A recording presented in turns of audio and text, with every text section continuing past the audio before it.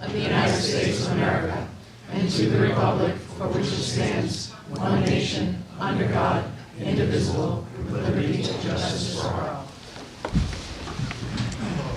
Before we get too far into this evening, does anybody know where Mr. Salvo ran off to? We went to the conservation meeting.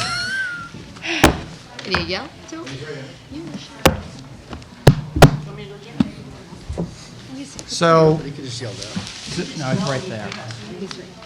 So, you know, we're appointed in this committee, and the way the process works, for selectmen, you're voted in until the next election, then you're either in or out.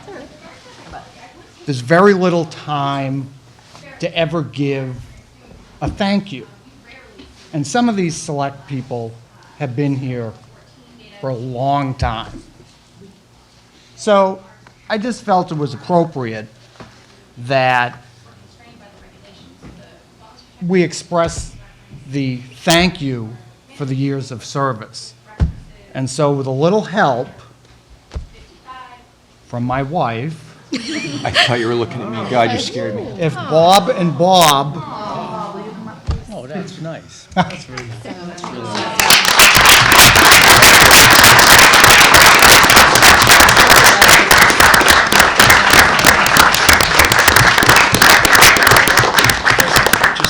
and it basically says, thank you for your service.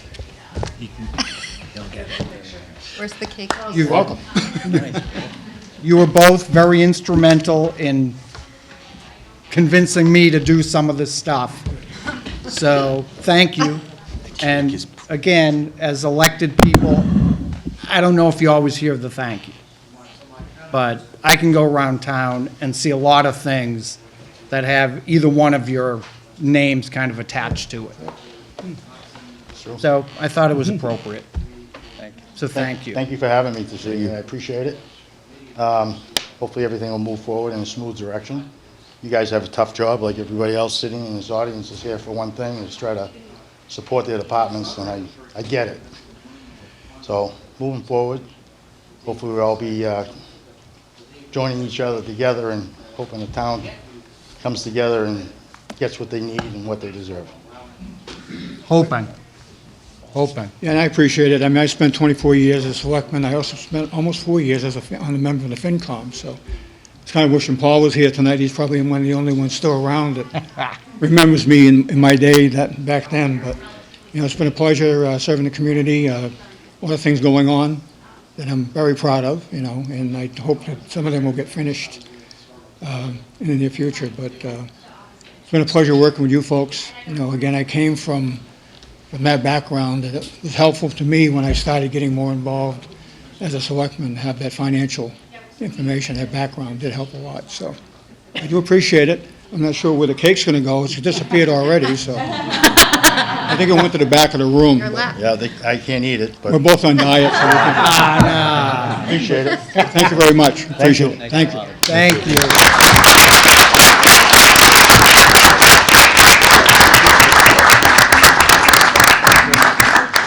What? I can sit and watch the show now. Front row seat. Maybe we could appease our guests, that might help. Everyone gets to peek at it, drop it. Well done, Bill. Very nice. Nice job. So again, before we get going, I'd like to thank everybody here and those who are not here with us tonight. This has been quite the project this year, and it's not over yet, I understand that.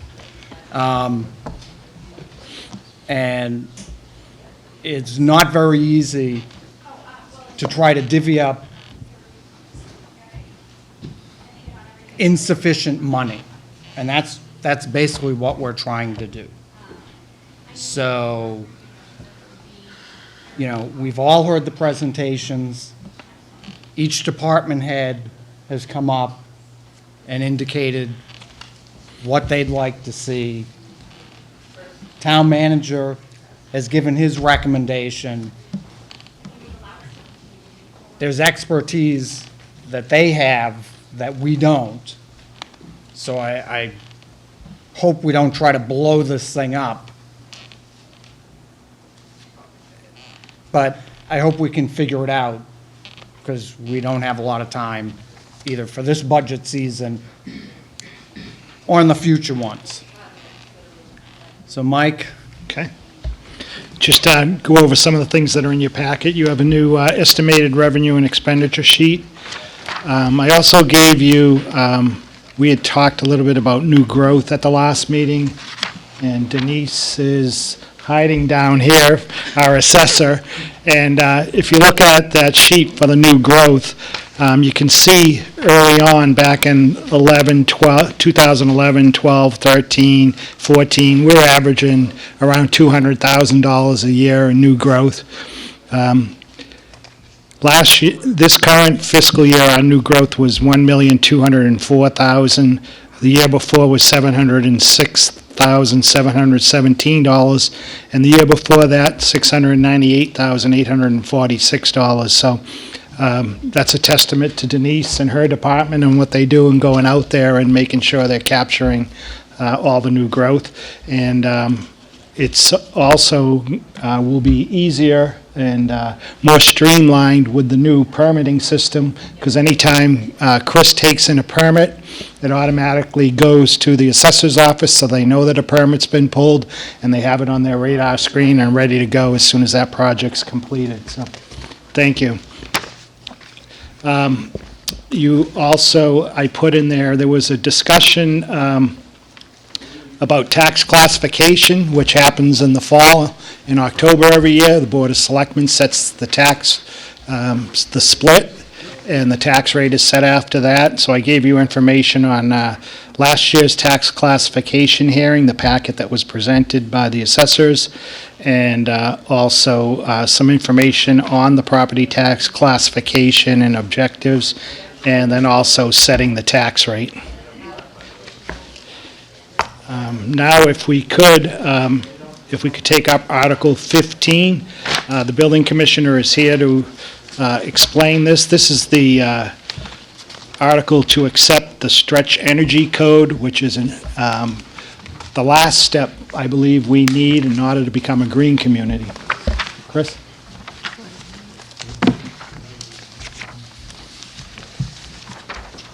Good evening, my name is Chris Carmichael, I'm the building commissioner here in Norton. So the stretch code is slightly different from the existing energy conservation code within the building codes. So 10 years ago, it was considered a stretch code because we were still building with 2x4 walls. Now we're building with 2x6 walls. So back then, it was considered a stretch code because it was about 50% more savings. Now it's not so much. It's probably only about 5 to 7%. So we are literally getting in at the last minute before the codes change again. And the building codes actually become a little bit more stricter than the stretch code.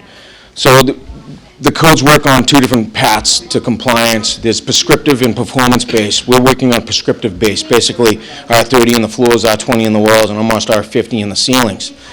Now we're hoping to go towards, if we implement the stretch codes, a performance-based, where we hire a HERS rater. They come in and they design the building's envelope and work with the builder to incorporate these, the mechanical elements and the ventilation process. So, again, as Mr. Units explained, this is the last step in becoming designated a green community.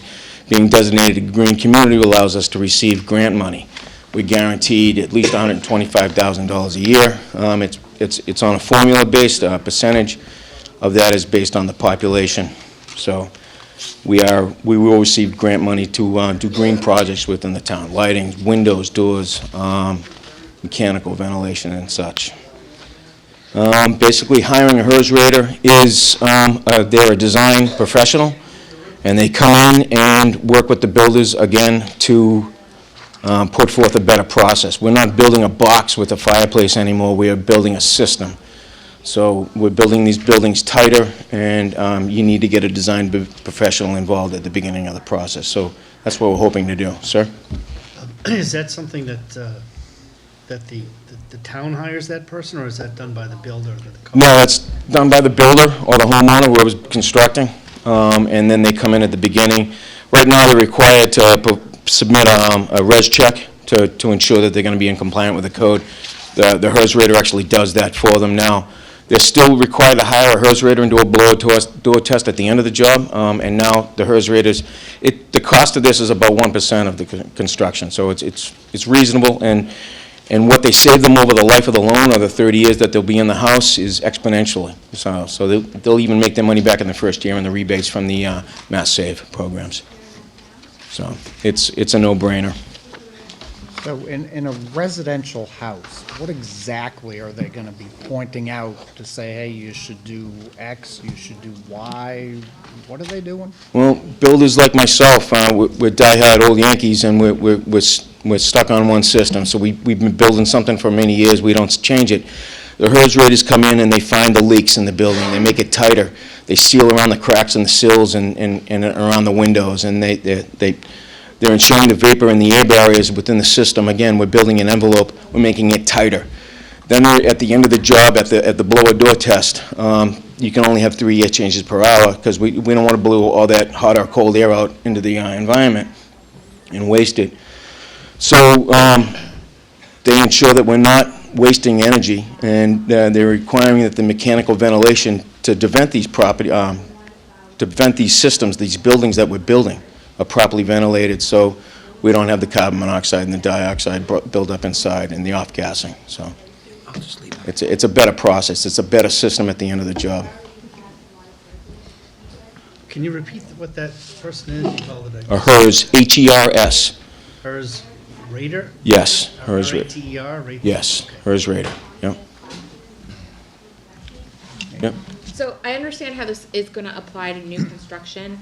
If someone were to pull a permit for a major renovation, would they be expected to bring an existing structure up to this? No, there's no way an existing structure could meet these blower door tests. So this only applies to new construction moving forward. So it's a date stamp.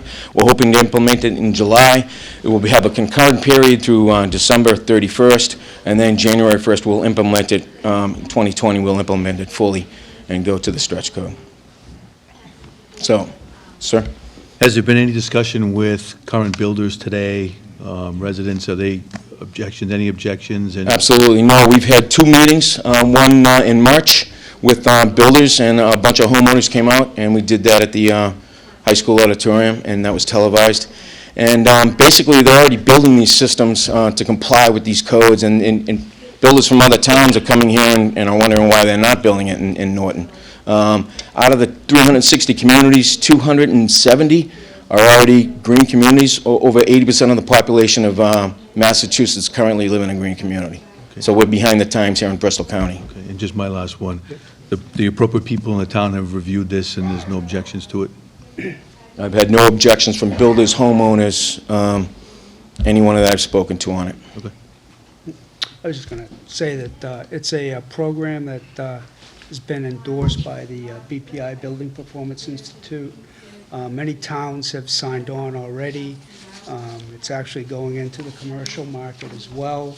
I think the city of Everett has jumped in both feet. I think they were the first, and it's just going to, within a year, 2 years, I think the majority of the Commonwealth will certainly at least adopt some of it.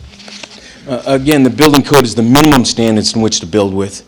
The stretch code will enhance that. We're already building, Wheaton is building a dome right now called a passive house. It's a European design. And again, they're going to make their money up exponentially over the life of the building. So they're already, and people have built net zero and passive houses already in town. I've had some of them come and speak at these presentations as well. So it's already happening. Going to just follow up. The return on investment with the program is it's exponential. It's kind of a no-brainer. You say it's a no-brainer, but it really does. The numbers do match out and tie in. And if you want more information, there's Mass Save has a website, and they have all the different saving programs and rebates and how much you'll be saving, and all the numbers are there for you if you want to look more further into it. Any other questions? Thank you for your time. Thanks. Thank you. Thank you.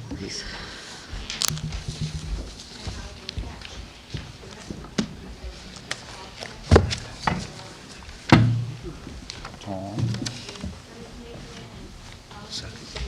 Mr. Chairman? Tom? I move that we recommend Article 15 on the annual town meeting. Second. So before we go any further, no one's taking notes, and I sent out an email today. Who's going to volunteer? Amy, I see you want to. Thank you. Fine. You're back in the county again. Thank you. Thanks, So Amy. a motion and a second Yep. to recommend Article 15 of the annual town meeting. Any further discussion? Hearing none. All those in favor? Unanimous. Okay, if we could go to Article 3 of the special, and this is the last article to vote on. Article 3 is budget supplements, and we have 3 requests. The first one is from elections, $9,800.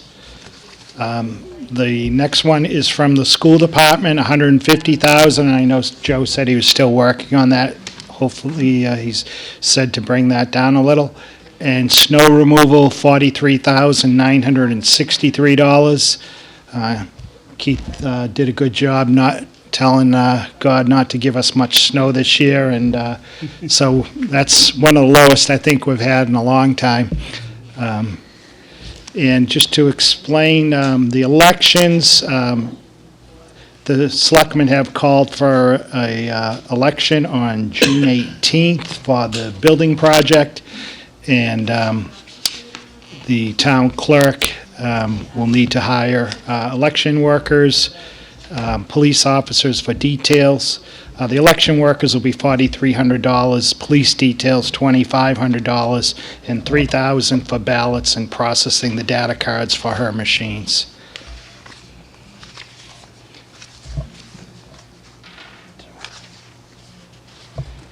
And you want to come up? Jay?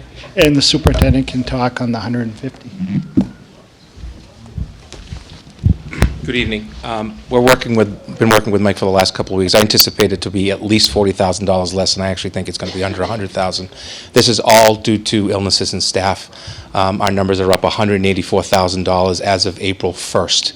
So what I've done is we, as you know, froze the budget in November, and then just moving the funds that we can, and right now we're just down to about $112,000 left in the budget that's not accounted for.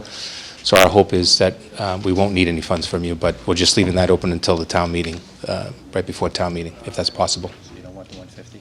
It will be less than 150, yes.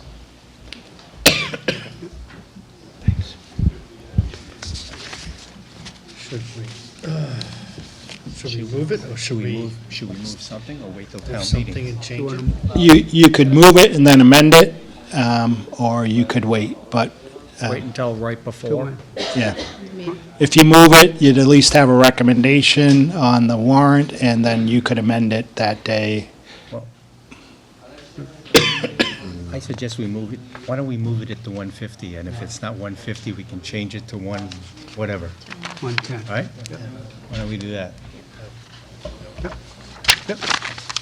Okay. Do I have to move, I have to move every item, right? Yeah. Individually. Mr. Chairman? Where is this money coming from? This would all come from free cash. Okay, I didn't see that. It must be here someplace. It is. No, not my mistake, not telling you No, that. that's okay. I just, okay. It's in the article. Mr. Chairman, Tom? I recommend that we move $9,800 into the elections account 001-162-570. Second. Motion and a second to move $9,800 from free cash to elections 162-570. Any further discussion? Hearing none, all those in favor? Unanimous? Mr. Chairman, Tom? I move to recommend $150,000 into account 001-300-510 school department salaries from free cash. Second. Motion and a second to move $150,000 from, to account 001-300-510 from free cash. Any further discussion? Hearing none, all those in favor? Unanimous? And lastly, Mr. Chairman, I move to recommend $43,963 to account 001-423-570 snow removal, free cash. Second. Motion and a second to recommend $43,900, or move $43,963 from free cash to account 001-423-570 snow removal. Any further discussion? Peter? What's it, the free cash at?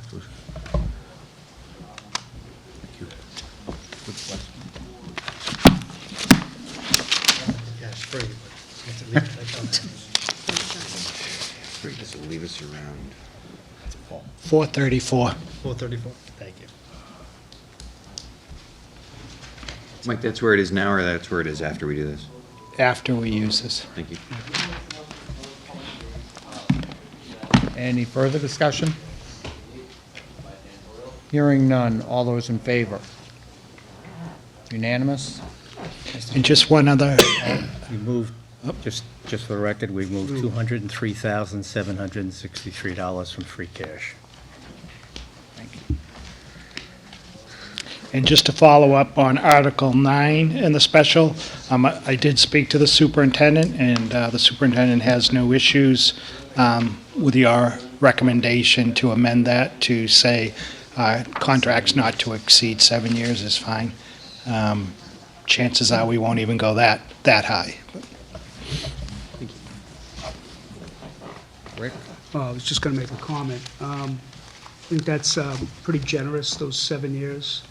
Hopefully, most contracts really close out at 5 years at best. So maybe we could go 5 years with, 1 year extensions if the vendor meets the benchmark. So kind of, but 5 years is usually a ending cycle for a contract. So I think the 7 years gives the latitude for both the town and the schools to work with the vendors. So you're happy with the 7 years? Yeah, yeah, I think 5 years is a ceiling, but I think it's good to have 7 years if managed right. And just want to, in your packet, just give you a heads up that the building committee has scheduled an open house at 6 p.m. on Thursday, May 9th, in the Yale School cafeteria.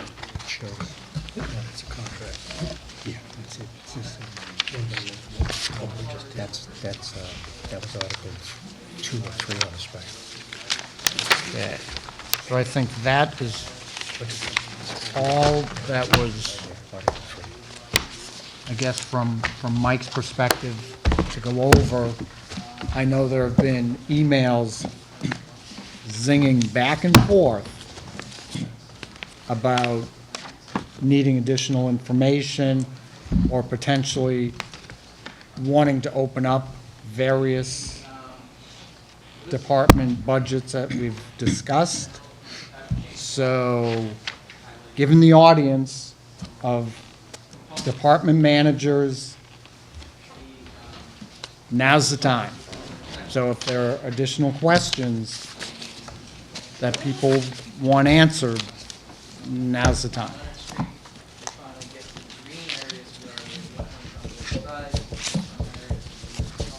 You going? I mean, sure, why not?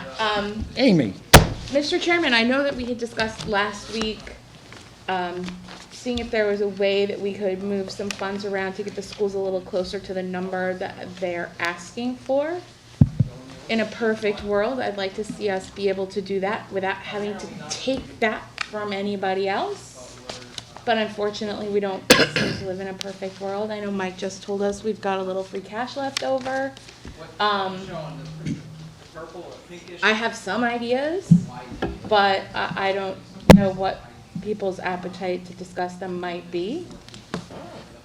This is it. This is it, let's do it. All right, Let's do it.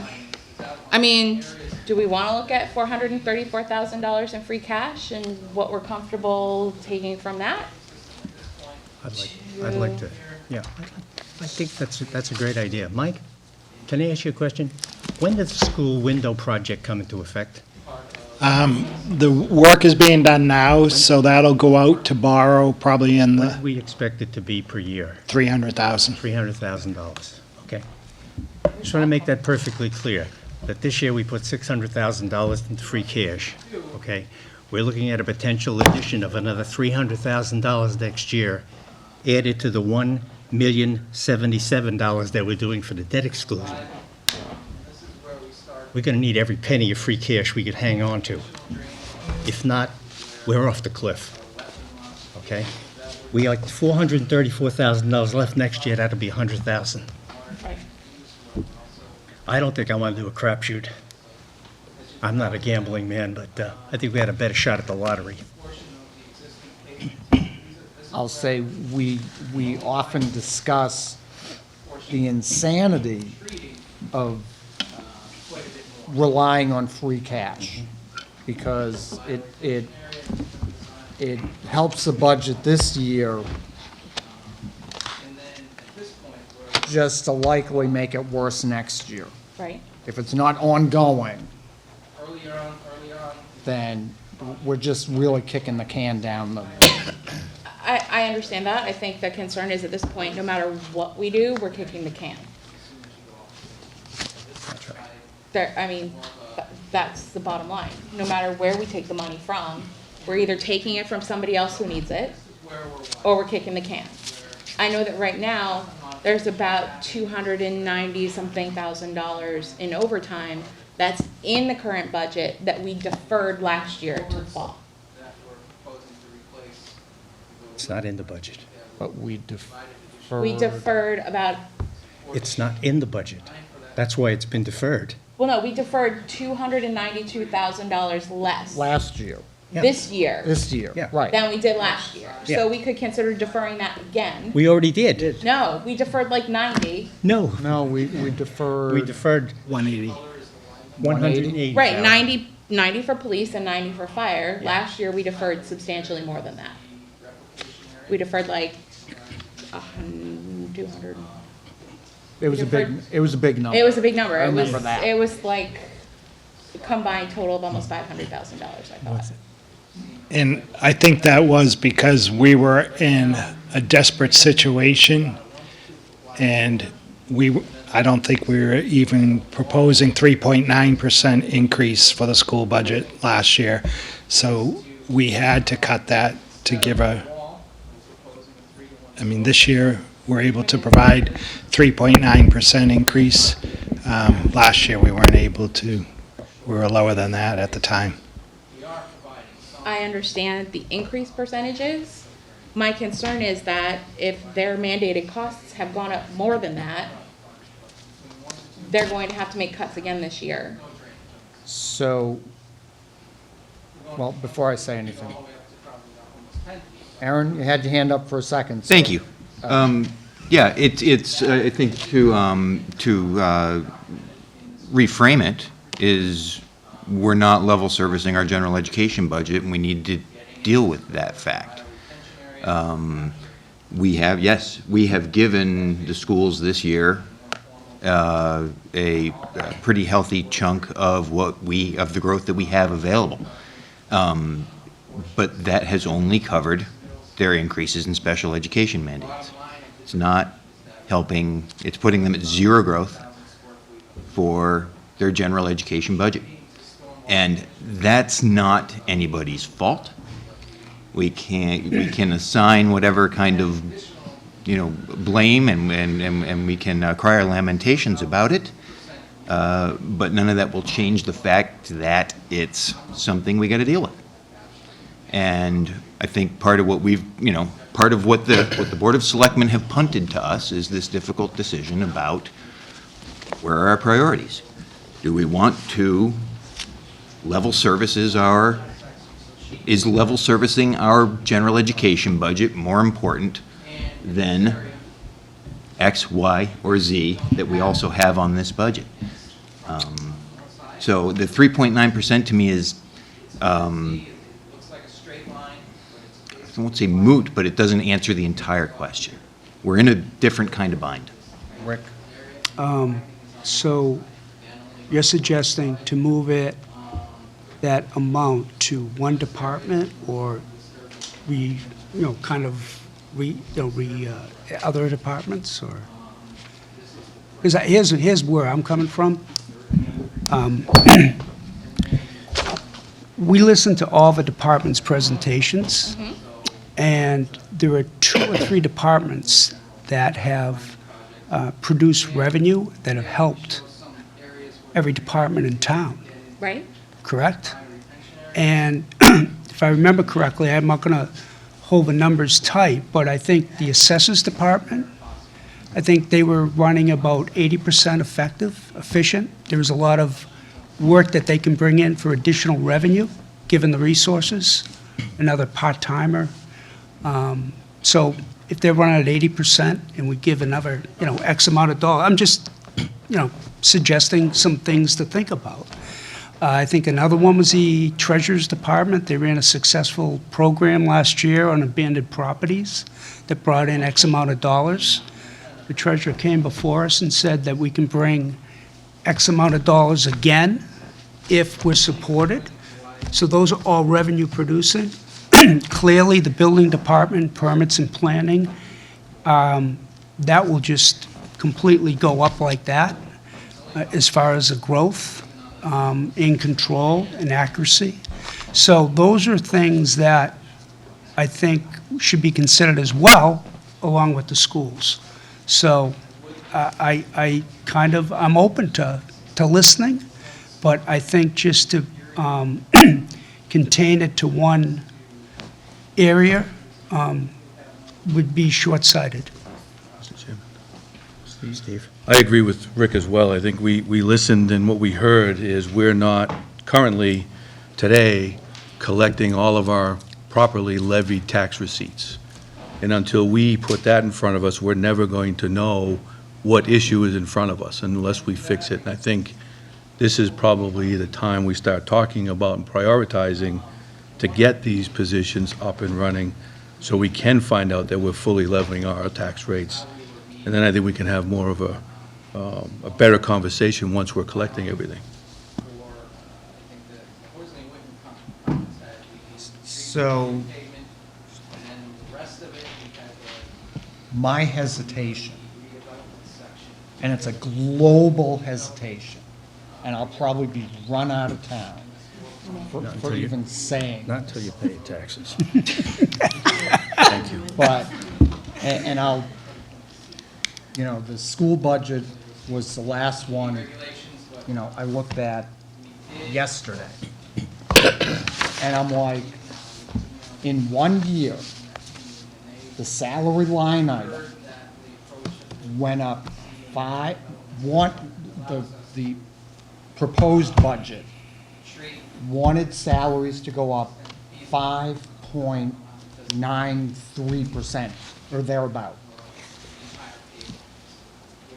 And I know when other departments came in front of us and they wanted to do 5% and 10% raises, we laughed at them and said, no flippin' way. So I need to question.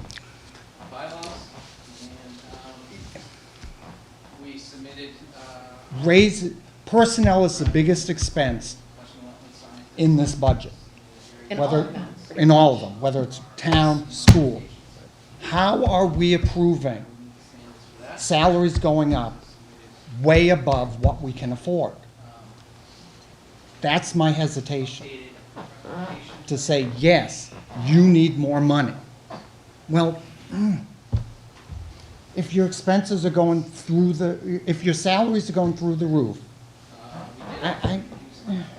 revenue's only going up so much, 2.5, 2.5, not 5, not 10. Go for it. First, I think, like you said, the assessors generally added 200,000. Last year, bumper year of 1.2 million. And 1 million. And there was a question about the schools not generating revenue. So last year, or, sorry, is it this coming year, our projection? Our projection is we are going to raise 600,000 in school choice money and a reduction of 100,000 from the charter school. We do raise revenue. We raised 700,000, pretty close to what the assessors did. So the idea that we don't raise revenue, simply not true. Salaries, I agree with you. I agree. They raise a lot. Here's the problem. It's how the system runs. So we can sit here, we can curse the darkness and say, I don't like the fact that this is how school contracts are, but that's how they are. And if the idea is, well, we're paying our employees too much, we're significantly lower than other towns. Our surrounding towns, same teacher, same experience, we pay them less. I get it. We don't want to necessarily say, hey, you know what, steps and lanes plus a COLA stinks. Tell you what, we got a great opportunity. We're about to enter into negotiations. I'm leading that, and I'm absolutely willing. If you guys take a non-binding vote and says you won't fund steps and lanes races, I'll go to and say, hey, they won't fund that. There's zero chance that the Mass Teachers Association is going to let it happen, but you can tell us to do it. So I hear you. It's great to say, hey, I don't like the world we live in. I want it to change for us. It's not gonna. The 5%, yeah, I don't think we've ever done 10%. If a department's coming for 10%, like you said, yeah, tell them that's insane.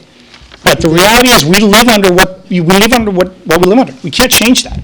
We can change it, no offense. A contract is a negotiation. All right, so we can say 1%. So you're saying take the steps and lanes out? Whoa. I'm not saying anything. I'm saying globally, this needs to be addressed. Absolutely.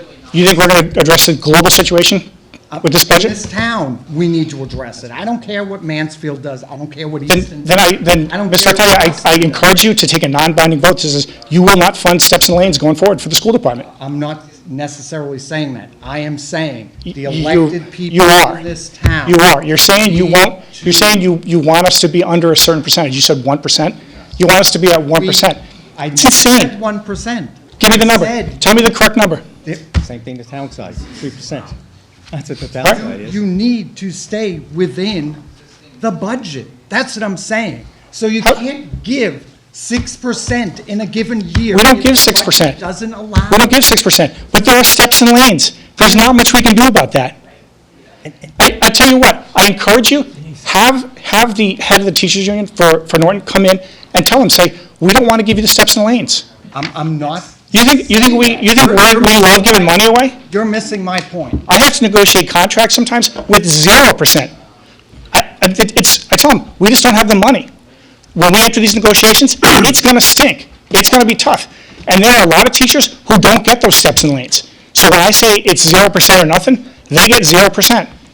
It is what it is. So, I mean, that's what you're telling us. Basically, just don't pay our teachers. I'm not saying that. Mr. Arcudi, you are. You're saying don't pay the teachers. No, I'm That's saying. exactly what you're saying. I say globally, because I said globally. So you're saying you want the teachers, As an example, but I did so you're say saying you want the teacher's salary to match the town's? what I said. You keep changing what you're saying. No, I'm not. Is that these contracts, school, town, need to be thought out way differently and way better than to commit us, this town, to things we can't afford. We're ready to take notes. That's what I'm We're ready to take notes. What are your suggestions? Could I, It's steps and lanes and COLA. Those are the two options. could I, We have to zero one out then. That's what you're telling me to do. could, We're not telling you to would do you, it. Yeah. You are. Mr. You are. That's what you're saying. Dennis, could you mind just, would you, Sorry, Joe, the bump. They don't want to. either one of yours, but if you want to have a time, I do have some questions, based on the presentation of March 18th. Sure. You want to? And if you both of them, and just, very open discussions, and, You want to have them offline, or you have them right now? no, right now, I right. mean, it's nothing, offensive, it's Sure. just facts. Opinions are free and facts are sacred, as they say. And mandated educator detailed budget comes down to 29%. That's huge, and that, you have no control over that, none. 33.4%. Yeah, well, the drivers, right, gotta include paraprofessionals, guidance, and OT, tuition, PT, private speech, school. Yep, Vans, yep, private schools. Absolutely. Yep. You know, and what is tuition private schools? Tuition to private schools would be the non-collaborative, so the May Institute, the League School, so on and so forth, out of the, where students can go depending on their Yep. learning disability. So, I mean, that's 1/3 of your budget. Little to no control over it. No control. Little to no control. Well, as you know, it's a parental at the table with the school department making a decision on what's the best placement for the student. Right. We did go from 60 students out of district to 38, back up into the 40s, but we moved a ton of students, also the collaboratives. Yep. If you remember, we cut $300,000 from the SPED budget 2 fiscal years ago because of the success of that. Yep. I don't know if people recall that. De facto revenue. And De facto revenue. just to, so that, I know that the two of you are going back and forth on raises, so this is a 2.5% year. There was 1 2.25%, 2 2s, 3 1.5s, and a 0 in the cycle that I've been here, with the first year, the 0 under Chris Mattis, which was a $400 one-time payment to the bottom of the base that was not recurring. So when you look at those totals, they're not even competitive to the area, number one, except for this coming year at 2.5. A lot of the contracts in this area are settling at 2, there's no more 3s. You see a 2.75 every once in a while, but it's predominantly 2.5. You have a young workforce that is moving on the scales and lanes in the system that's in place in every school system in the Commonwealth, not just in Norton. And we have actually 2 less lanes than any other nearby district. For example, we don't have the Master 75 lane like actually they came to the table with. And we held strong on it. Bachelor's 5. And we have bachelor's 15, master's 15, We got 30, rid of bachelor's 45. 5, I think. You got, correct. That was before my time. So those are the general raises. Yeah. I think a couple of years ago, we showed you how that happens on the move. You know, you have 32 people at master's step 14, and then the following year, all of them move to step 15, and maybe 3 of them actually move to the master's 30. So that's where you see the recurring costs that cost our budget, those types of numbers. Can I, Joe, just jump in real quick? So, and Joe brings up a really good point. You got to understand something. We have a very large workforce. I think we're 70% of the town's workforce, and a lot of them are highly educated, Well- and they continue to get more educated. You have a staff. They go from you have a bachelor's to staff master's of to doctorates. 190. Yeah, I A mean- student population, 2,400. So they go to, That's about 12.63 ratio. well, you realize they're not all teachers, right? No, I'm just saying, if you look at the macro number. But here's my question. What you're saying is right on. But if I go back, and I'm trying to understand this, in the Section 4 General Education Budget, page 3 of classroom teachers, the middle school and the high school salary increases were 9.67%. Yeah, you have a significant number of people moving lanes and steps. Most of our staff literally are reaching years 10, 11, 12, 13, 14. And that's where you see the move. You get your first 5 years to get your master's degree if you don't already have it. I think we're down to 6 teachers in the district under the old system that still only have a bachelor's. That's the old certification. That means literally 200 people are on the other side. Don't also forget that this budget also includes a 30-minute increase to the day for the paraprofessionals because of servicing students. That's included in that budget as well. So yes, the fact remains that our biggest increase is in 6 to 12 staffing. It's actually in 5 to 12, to be quite honest, in terms of people moving over in the lanes and moving down. Then we are capped at step, I don't have it in front of me, but it's either, I think it's 14. I think it's step 14 on the Masters. Then the Masters Plus has one more step, and then those are frozen. I'm sure in negotiations, those will come up again.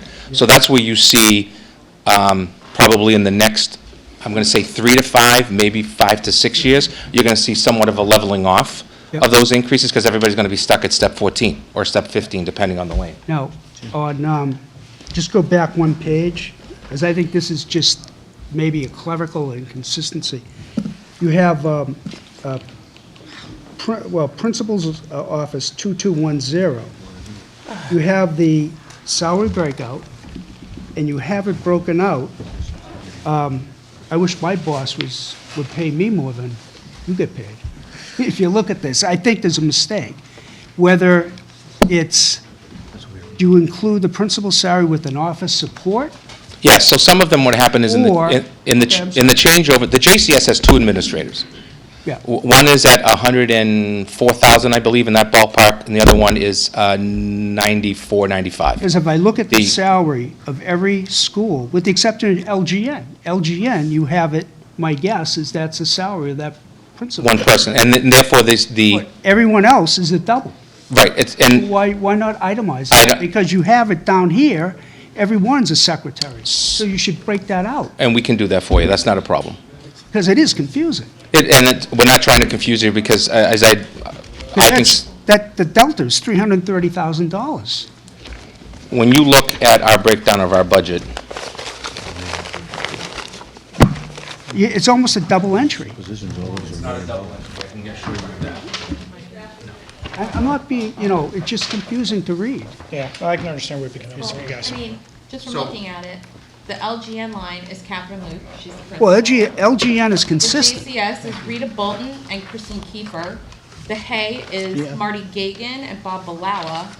The the middle point- school is Vinnie Hayward. Well, And shouldn't Ryan mention, Goldstein. don't mention names, please. And the high school is, Lisa and I don't even know. Lisa I'm not Giuliano there and yet. Greg, Lisa Giuliano and Greg Hood. Jubil as well. what you have before you are all the administrators I was asked to present to prepare this. This is all your administrators and support staff that you have in the district. Right. Okay?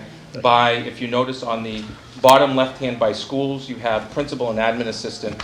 Then at the Hay, that's the LGN, then you have a principal, a dean of students, which is a 182-day teacher, not an administrator, but acts to support the school, and an admin assistant. The JCS has a principal, assistant principal, a childhood coordinator, and 2 admin assistants. The middle school has a principal, assistant principal, 2 admin assistants in the front office, and a guidance admin. And the high school has the principal, assistant principal, the director, who's also district-wide, 2 admin assistants and 1 in guidance. And then the director of athletics is 6 to 12. So it's just a clerical. It's a clerical It's a issue. clerical. And I will clean that up for you. Thank you. I'll get that line item salary. I have those Yep. for you tonight as well. Because I think that's actually been done the last few years as well. What happens is, well, I think part of the problem is not a good excuse, but part of the problem is we had some changeover in personnel with the budget. I don't know how it's copied. I will clear that up and get you a new Yep. one. Thank you. This is every administrator except for the union administrators, which we have 2 of them. And Bob Balawa is in the teachers, excuse me, the dean is in the teachers. This is everyone's salary as public record for FY19. Okay? On the back of that is comparables, including my position, and notes about years of experience where I could find them, and if not provided, it's because they didn't give it to me. If you want more information than that, I can try to get that for you as well. But you'll see that in almost every single one of our cases, in FY19 salaries for administrators, we make less than any of the surrounding communities, which my understanding is also police, fire, town employees, highway department, everybody's in that same route. So maybe we should stop crying foul about that, because we're all on the same page. So you have those 2. Darren, just follow up on that same page, actually, page 1. Superintendent's office, 1210. Oh, my gosh. Actually, that went, was this because of you went from FY 218, I'm going to round up or round down. Yeah, go ahead. 113, then you went adjusted budget, at 173, and then the closing budget for 20 at 167. Is that a interdepartment? Yeah, so one of the things that's happened in our budget that has been a problem, and we're trying to fix, and it's not there yet, is that part of my assistant superintendent is teaching and learning. Part of her job should actually be clearly noted under the instructional line item, not just central office line item, if you will. And I think you'll see that as a correction this year. We put that person under So you supervisor, moved it- and it doesn't, and somebody said, well, where's the assistant superintendent's salary? It's under instruction, because that's where it belongs. In my particular case, or for example, I'll use the business manager. The business manager does food services and transportation. So food service is a private situation, so really can't put anything into the budget on that. But he handles all the transportation. What we should be doing is saying, what allocation of his time is for transportation? And then moving that into a transportation line item to show you, not more money, but to show you what the total should be and how it's broken up, 70/30, 80/20, 90/10, whatever the case may be. And I will continue to clarify those for you, and I will make sure that, I know that Matt's out tomorrow, but I will get you a memo that clearly articulates who's what and why, and what's the rationale for why that number may look like it's off. Maybe it's clerical. If it's clerical, you just have to... And just, it looks like, just now going back from last year to this year presentations, did you do a couple of mid-year hires that weren't budgeted? In terms of what Office. positions? Office, this year we had communications. Coordinator, financial analyst, transportation. Right, so three of, the financial analyst was a secretary that left. We changed the position title. Yep. The administrative assistant was 1-for-1, the same person, because they both left. The communications office came under the school committee in my office. Was there a difference in salary? Yes, in one case, there's a difference of about $6,000 in that vicinity for the financial analyst position. Because you got to remember, that position for the secretary, which is under special education, was a secretary position that also worked summers. And that went under the Director of Pupil Personnel Office? Correct. Okay. And that's why you see the increase in that line item instead of under secretary. So that transportation director is where in this budget? It's under special education. It's under Gene Sullivan's office, so it says PPS office. You'll see there's 2 lines on that. So that transportation director is not... It's not a transportation director. It's a coordinator that's supporting our transportation office. But it's a financial analyst that works totally with all of our circuit breaker money and all of our Medicaid money. That person's totally responsible. Remember, Medicaid was 6 years ago when I got here, you're getting $60,000. We're getting over $200,000 into the general fund, which I'm sure comes back to me in some way, not all of it, but it does. And one of the things we're trying to work on is they're getting more difficult on that line item and what we can put in for. Okay. But in the correction, because this came up, I believe, through an actual phone call from a parent, on that line item that you see under mandates, there'll be 2 corrections in the future. The first one is that under SPED Director Pupil Services, you see that 162, 245, 299, and then below it you see the 98 and then 5152. Those are flip-flops of numbers that took place, if you take a look at it. So that's Gene Sullivan. Vinnie Cersei was under the high school, excuse me, the Director of Guidance, I appreciate, Bill, you saying positions, not names. The Director of Guidance position was under the high school. It was moved into the special ed. You're going to see a correction again next year because it belongs as a split, as an example of, it spends, most of it stays at the high school as a director, but it supports the adjustment counselors throughout the district and specialized programming as well. Now, the media coordinator? Yeah. Is that new? Is that new? Yes, that was new earlier this year, December of this year. That came within the bottom line budget. So layoffs, new people, remember, we had 31... It wasn't presented to us. No, it came afterwards. It came in December of the fall year. And was that through just an attrition, just managing numbers and moving? 31 people left our district. Okay, so it did not come from any supplemental? Correct. 31 people left our district. We had we had about 3 positions, and I'm generalizing, it could be 4, but I believe it's 3 positions that were dollar for dollar. Somebody left at 82,000, we had to replace that person at 82,000. We had other positions where somebody left at 80,000, let's say, and we hired somebody at 70,000. Special education, world language, mathematics, and science are the hardest positions for me to fill. Okay. Just continuing, I don't want to open it up, but I just did have some questions. Yeah, happy to take them. In your cover letter, in the presentation budget this year, you mentioned, really the goal was to, increase 3.8 positions of mandated education cost and reinstate the 4.5 positions. Correct. In general. Do we have a number? Well, What was you that number have... Specific. Financial number? Yeah. I don't have that in front of me. I don't know what that is. I'm going to guess it's, I believe it's 215 for the mandates, for the non-mandates. I think it was $215,000 for the technician, high school health, high school music, middle school health, middle school music. Actually, it's a backfill of the middle school, because it actually becomes a part-time job, Yeah. because the Yale person goes to the middle school full-time. Okay. And again, I'm not, I'm just trying to, Fire away. I'm drilling down and building technology, that was another one that just kind of jumped out, 25% increase. We're looking at 2018 at 38,000, 2019, 153, and now we're looking at 191. All school choice funds, All, all.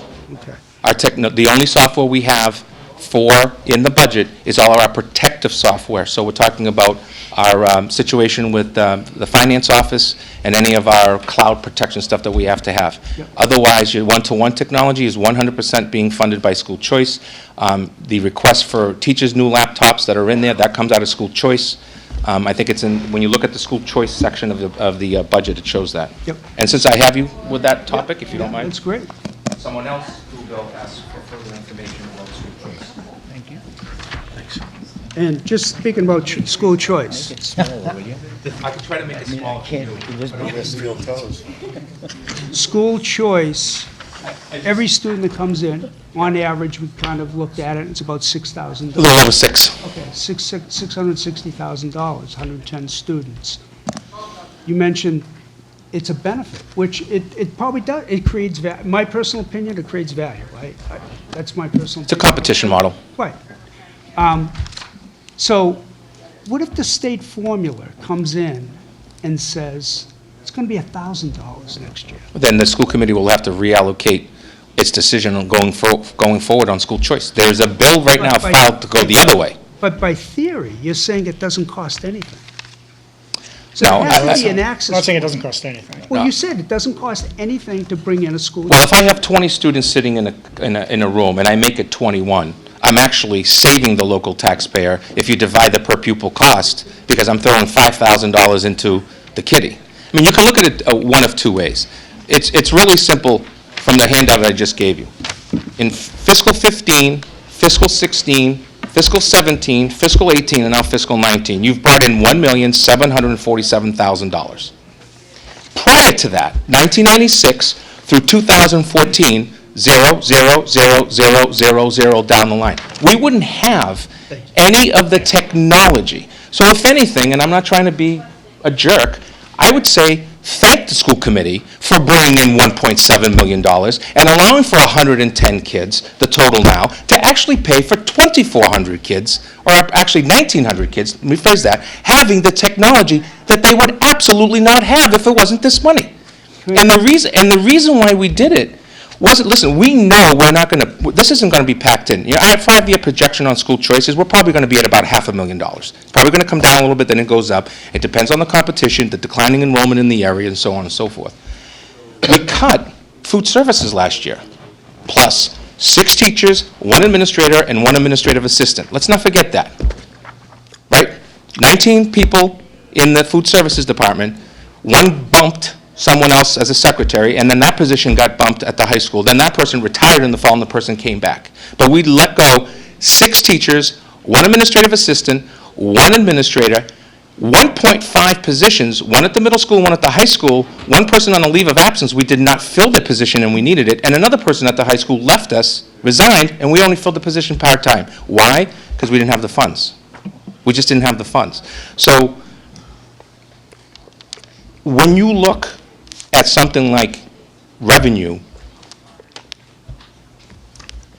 and $1.7 million, that's $1.7 million off the backs of the local taxpayer. You could say, Joe, we're going to zero out your salary. You'll get paid too much, let the school committee figure it out.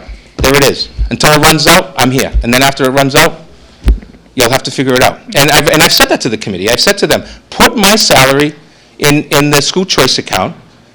I will continue to sell the district to the best that I can, which is one of the things that I think we've done a really good job of, is trying to be out there. All of you know it's incredibly competitive in this area. It's very competitive. It's one of the more competitive areas, and it's going to get more competitive, not less. But when I started here, and this isn't about me, this is us, when we started I took over for Chris Martis, there was 197 students at the local charter. we're under 100 for the first time. We're no longer the second biggest district. We're fourth. So, and we know that's due to a lot of things, including the very kids who come back starting in middle school and high school. This year alone, we had 6 kids, all at the elementary and middle school. So, I kind of feel like I'm damned if I do and damned if I don't, and the fact is, if there's a line item that looks wrong, please email me. We'll make it part of public record. I'll send you back a memo that outlines specifically, yes, that's a clerical error. No, that's not. This is what happened. We just got requested for every single administrative contracts. I just want to go on the record. Rick, I just want to... I think school choice, I love it. I think it's great. But I just had a problem with just that blanket statement saying, well, it doesn't cost us anything. I mean, at the very least, there's applied cost. Bring a student in, you process the application. There's direct cost, school supplies. There's very little cost. So every business has what? Has fixed Right, and variable exactly. costs, right? That's all I'm saying. And there's a marginal cost for any product you produce. In this case, our product is students, right? So our fixed costs pretty much are what they are, right? Our buildings, our lights, our heat, blah, blah, blah. So the variable cost is basically what? Teachers, supplies, materials. So it is profitable for us as long as the marginal cost of that student doesn't force us to hire another teacher. So there's very little cost. It is almost pure profit for us. To answer your question was, well, what if it from 6,600 or whatever it is goes down to 1,000? What would that mean? It'd mean devastation, right? Right. Because now you're taking $500,000 out of our budget that we're putting into the budget. But it could you guys, be Tom always says, $8,000. It could be $8,000. Hey, you know, what are you doing with school choice? Our free cash is ours, right? But it could be. He always says, what are you doing with school choice? We're spending it, we're putting it in our budget. Right. Well, You know, the point. Dr. Baez already put out these things that all I'm we're trying trying to to do- So we took that out. Now, Okay, it we're, could be $8,000 and is a big difference than $5,000 is a big difference than $1,000. So there is a benefit contribution to that formula number. That's all I'm Absolutely. saying. There's a very strong potential. I don't think anybody was saying there wasn't. There's a very strong potential that there's some, if you will, love for increasing this number in choice, and I'll tell you why. You have your per pupil expenditure that comes through net school spending in the state for us. Then you have pretty much a set with the vocational. I mean, they come here in the Aggie and they basically said, the formula's done, it's 3.5, and you guys just take it. We said It is what it no, is. yeah. Yes, And they took it anyway. and you know, well, Department of Revenue does work that way, but, and you know what, I can't, in Norton Public Schools, provide the vocational education. I'm a former Vokie myself as an administrator, and the Aggie. I don't like the formula, but the fact of the matter is, those kids need to get, who want a vocational technical education, that's our brother, sister school over there. So that's one. The second is, there's the charter school formula. Again, don't mind the competition at all, because I think it's made us better in K-12. But the formula is not fair. It does not account for transportation at all, which is $1 million in our budget, and it doesn't account for another 9% in special education costs. Their budget is not 33% special education. I'm happy to be the district that supports all kids. Right? I'm on record with that. I'm not the sped superintendent or the general ed superintendent. I'm the superintendent. Our argument is that our general services department is actually less than 3%, if you look at the budget proposal. It's the leanest we could come in with it. And that includes, Bill, your comment, that some of the steps and lanes is something that the school committee continues to deliberate. We're entering into contract negotiations. And we will continue to make the push that some of those changes need to happen. But it's a hard push to make when your teachers, again, I'm not crying foul for them, but they already are the lowest paid in the area. So it's hard to say to them, well, you know, just get a 1 again, or a 0 like they did a few years ago, with a 1 the following year. Can I just jump in real quick? Sure. It's also difficult to tell somebody who gets their master's degree, well, that's worth nothing to us. And then they get their doctorate, and you say, well, that's also worth nothing to us. It's a bill. The reality is, we can sit here and say, I don't like that system, and I don't want to pay for that, but they're not going to work here. We're going to find ourselves in a position where we can't hire teachers because we're not offering what every single district, not in the state, in the country, offers. There are parallels in other departments, I'm sure. If Chief Clark is here, no. If there's a general patrolman, spends some time on the force, gets promoted to, I don't know what the next thing would be, corporal, whatever it is, detective. School resource officer. So SRO. That was my point. There's a parable there, right? So was they my point. get paid because of that experience. We pay our teachers because of that experience. The idea that we're somehow going to cut that out is just not realistic. It's not. We have to live under that world. My point was, we, as a town, need to be better at matching expenses with our revenue. And not, if you keep on this path, Right. But So, Bill, I think if I may, I think It doesn't work. The problem that I have with that argument is not that I philosophically don't think that being fiscally prudent is something that we shouldn't be. The issue is, we went through 10 years on the school side with an average of 1.01, a report that I filed with you 3 years ago. 3 years were in the negative, and 1 year was a zero. That's not even funding level services. That's going the other way. Yeah. So Matt and I this morning were talking about it. We're saying, if those years had been anywhere around 2%, we would be looking at you for a 3 to 3.5% maximum. Now, I can't control some special ed costs, so I got to put that out there. But I know that our general education would come even less, and our special education would probably come in less. Maybe I made a mistake a few years ago when I said, hooray, let's celebrate that we saved $300,000 in special education. And now I'm eating crow because I need the $300,000. Maybe that's where, again, and I know you don't agree necessarily, I don't think Mike agrees either, but maybe that's where a special education stabilization fund needs to happen. Because that money could have been voted that night to move it into stabilization and leave it there, and then it comes under the control of town meeting, not the school committee. Right? They're giving away their authority that they currently have in return for, we're going to be honest, we're going to be upfront, and if we save any money, we're going to ask you, move it into that account. Right? Instead, we went to the regular stabilization. That's fine, too. I'm not happy about that, because as a person who's active in my hometown in politics and at town meeting, moving stabilization fund is not something that we like to see. But you're trying to catch up for 10 fiscal years of 1.01. You're doomed. And this has been the hardship of the override situation. It just doesn't add up. Not when you have an unfunded mandate where we've seen 11% increases in 1 year since I've been here. can I just jump in real quick? So, and I agree with you that your revenue and your expenses have to match, but you have to understand that there's a huge difficulty there, right? We have to hire teachers. We go out and hire all bachelors, well, we can't hire bachelors. We have to hire masters now. That's the law. So we can go out and say, okay, we're hiring masters, 0 years of experience. I hate to use these words, but nice and cheap, right? That's a way to make sure that our expenses and our revenue match. The problem is, they spend time in the system, they accrue years, they get more education, because that's what they do. They go to master's plus 5, plus 10, plus 15, they go to a doctorate. What are we going to do? You can't go in and say, you're too expensive now, we're letting you go. You can't do that. No. We're stuck. That's it. The problem with that, So the reality is, sorry, but the reality is, I get you. Yeah, we have to match our revenue and our expenses, and unfortunately, the way that we keep having to do that in the schools is to cut our expenses out altogether and say, we're going to let you go. That's what we've been doing for years. my concern that I have is this past year into this year, you lost one of the most fantastic high school science teachers you probably have ever had.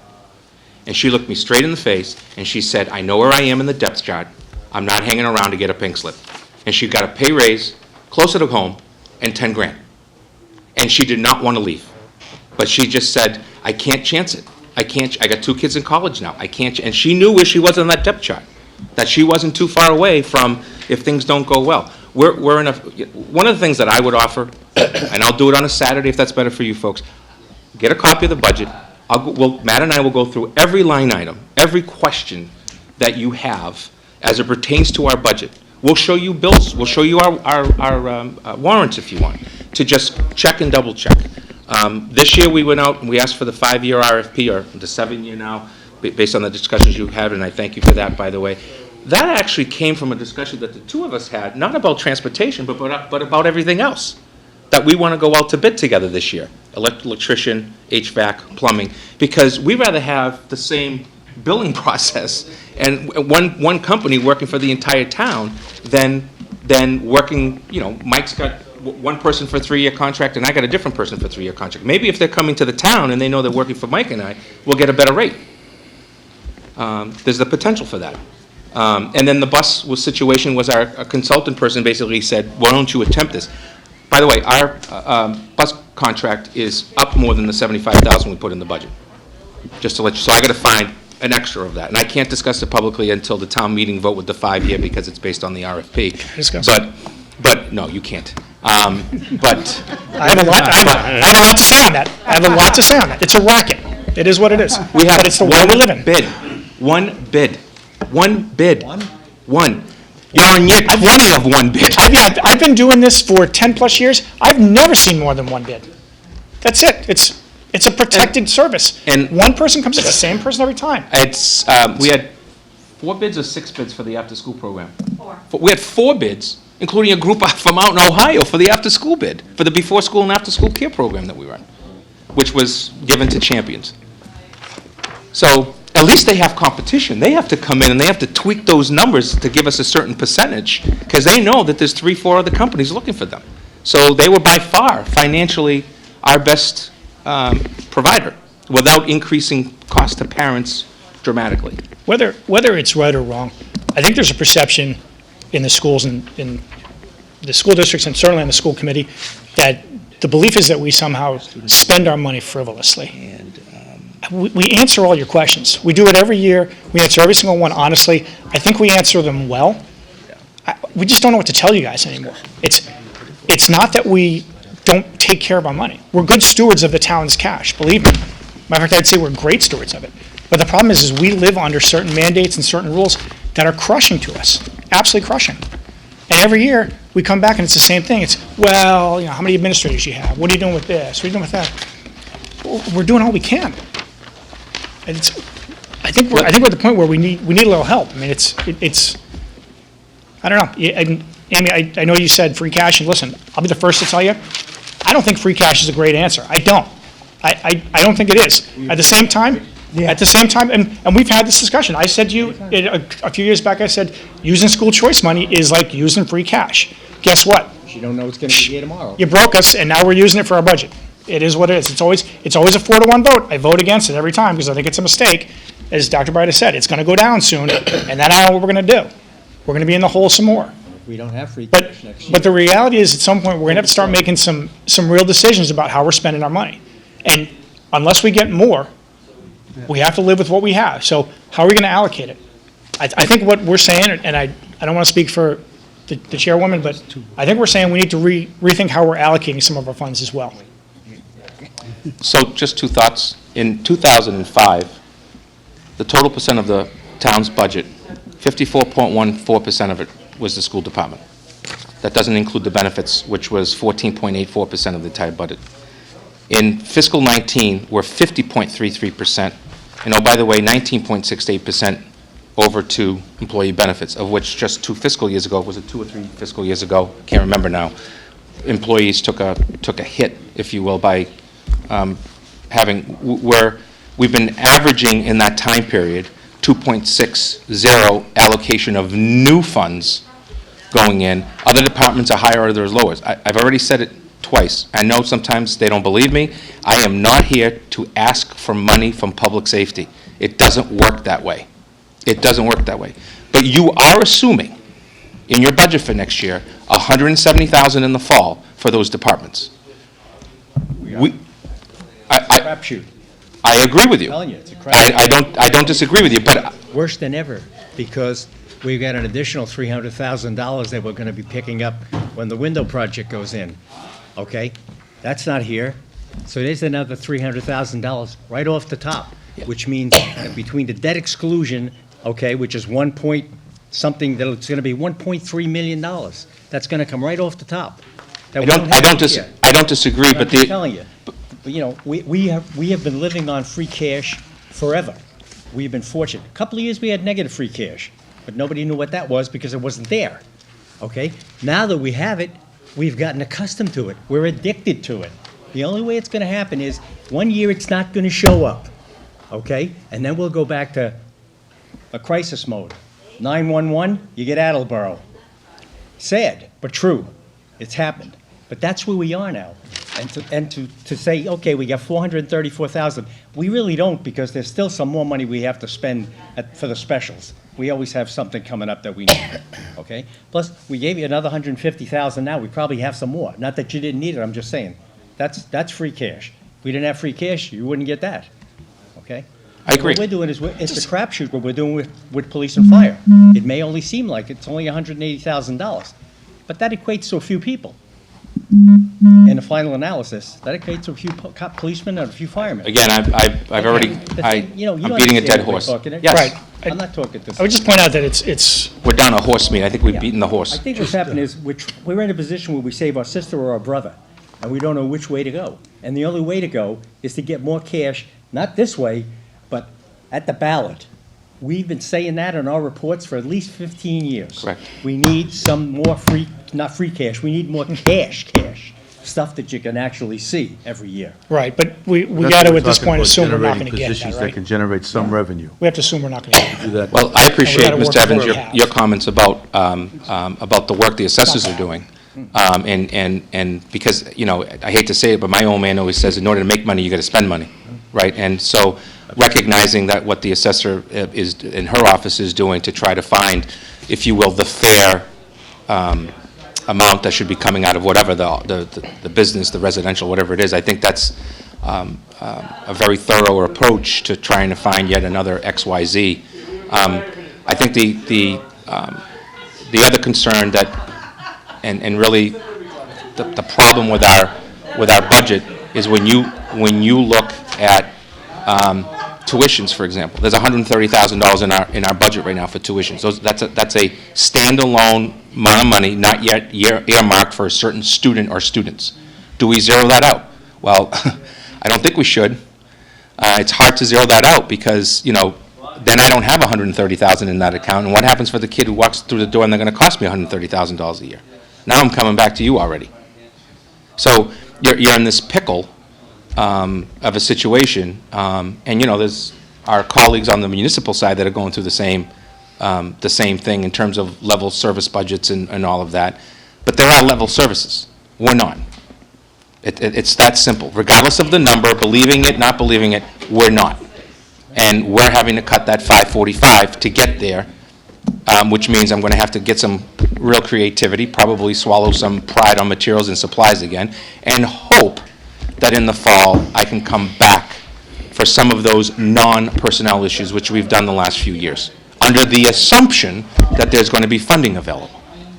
But I think that some of the size of your budget allows you to, if somebody leaves at a higher salary, come in and fill that at a lower salary, there's some savings. A lot of the other budgets can't. Correct. Fire, police, that doesn't happen. I totally agree with you, one. Number two, where I move that money, so that you know, Mr. Evans, where I move that money into is if we have prioritized a position that's still in the bottom number, we'll do that if we need to. But the last 2 years, we've done a whole lot of moving those extra, quote, funds into the salary line item, which then have been voted by the school committee to move into special education. So, And one of the things that I haven't done a good job with you folks, and through Mike, is I'll CC you from now on transfers from the school department, so that you can see the transfers that take place during the year. I will ask the committee to do more of that, so that they see the running budget. So if in fact we move something from salary to salary somewhere else, I typically, they get an email from me. I'm moving such and such, such and such. And as long as it doesn't move the bottom number under every form, to be quite honest, I have that authority, but they're communicated with. And it's prioritized before we break into the summertime. So a couple of years ago, or I think my first year here, the Director of Instructional Technology, that's how that money came about. We didn't move the bottom number, we added the body, if you will. I think the other thing for us to look at is the bottom line of healthcare costs. I'm the biggest employer in town in terms of the public, right? So if tomorrow morning I lay off people, which we did last year, we saved some money in that line item. I think it was $140,000 last year that we moved to town meeting or something like that. 158. I can't remember the number now, but whatever it was. And then we were worried, and I think, Tom, you mentioned it, we were worried about unemployment. Well, we got lucky. First of all, we got very lucky that a number, Mike is right about one thing. A ton of those 611 group of people never showed up to collect unemployment. That's just the luck of the draw, either because of their good nature or because they got a job right away. Got a job. Got a Or job. they collected the difference, which is what some of our food services personnel They did. retired. Or they retired, If they did, they go on the health insurance. right. Did they get rehired? Yes, in some cases, yeah. We've stayed pretty connected to some of our staff that have been rehired. I know Rick's talked I just have a couple of questions to kind of go along with Rick's, and two things. One is just, I'm looking at department chair stipends. It was Yep. 0 previous year, now it's 50,000 this year. What's? Yeah, so we brought them back. We renegotiated that contract for the year. What is it for? There are 6 to 12 department heads in English, math, science, social studies, health, business technology, world language, fine arts. And so these are negotiated contracts outside of a union contract? Yeah, there are stipends section within the union. So if you look at our contract, it has a supplemental page. Okay. It's every coach, every stipend position that we have, and it's fixed. So, okay, so when I look at, I see some athletic positions funding here. Correct. This is separate from that. Correct. It's in the same supplemental package, but it's different amounts of money depending on the position. Okay. So the academic coordinators are the same because they belong to the union. The coaches are pretty much the same, especially in alignment of gender. We don't pay the baseball coach more than the softball coach, as an example, but we pay the football coach more than we do the basketball coach. But these are curriculum leaders? These are Curriculum leaders? they're content specialists, 6 to 12. Okay. And they belong to the teachers union. They do not evaluate. They do observe at the high school only. And roughly how many people? Sorry if you said. 9, I believe it is. 9 for, okay. I believe the stipend is a little over 6,000, if I remember correctly. And one thing, it's small, but it's another 30, 40,000 of traffic guards. Are you expecting something? No, what we did was, as you may not recall, we had issues with the traffic, with the guards. So what we did is we took a position of a long-term sub, which is $80 a day. We were paying, I believe, 23 or something like that for the crossing guard. We combined it so that we have a crossing guard who then walks into the building and substitutes for the day. And we need one every day. And so what it did is it gave us not an on-call person, which we still have to do, especially this winter has been a tough winter for us with our staff sickness. But what we did is we said, you can come work for us at $110, I think it is, a day. You're going to sub all day, and you're going to be the guard in the morning and the afternoon. And just one, so the way this budget's presented, you have sped and non-sped. Yeah. Is it possible, I know the school is a bottom line, can you spend sped money for a non-sped expense? I can. Or vice versa? I can, yes. So, I just want to confirm. There are 9 different categories within our budget that require a vote. Okay. But between general ed and special ed, it does not. Okay, so these budgeted items can be moved from? Yes, various general ed to areas. special ed can be moved. Is that another one of those things that you, courtesy-wise, you could let us know when that Absolutely, happens? not a problem. If it's all right with you, if you all have email, it's just easier to send you the email. But if you want it in a memo form page, I'll send it to Mike. He can use the town hall copier machine for you. Just kidding. Sorry. And then just the last one for me is, on the school choice, how many people that applied have been rejected? 2. 2 of the 100 and something, yeah. And I've had people who back out, too. Yes. Both situations were legal situations under courts. So I have the right to ask for further information. One person never came back with the information.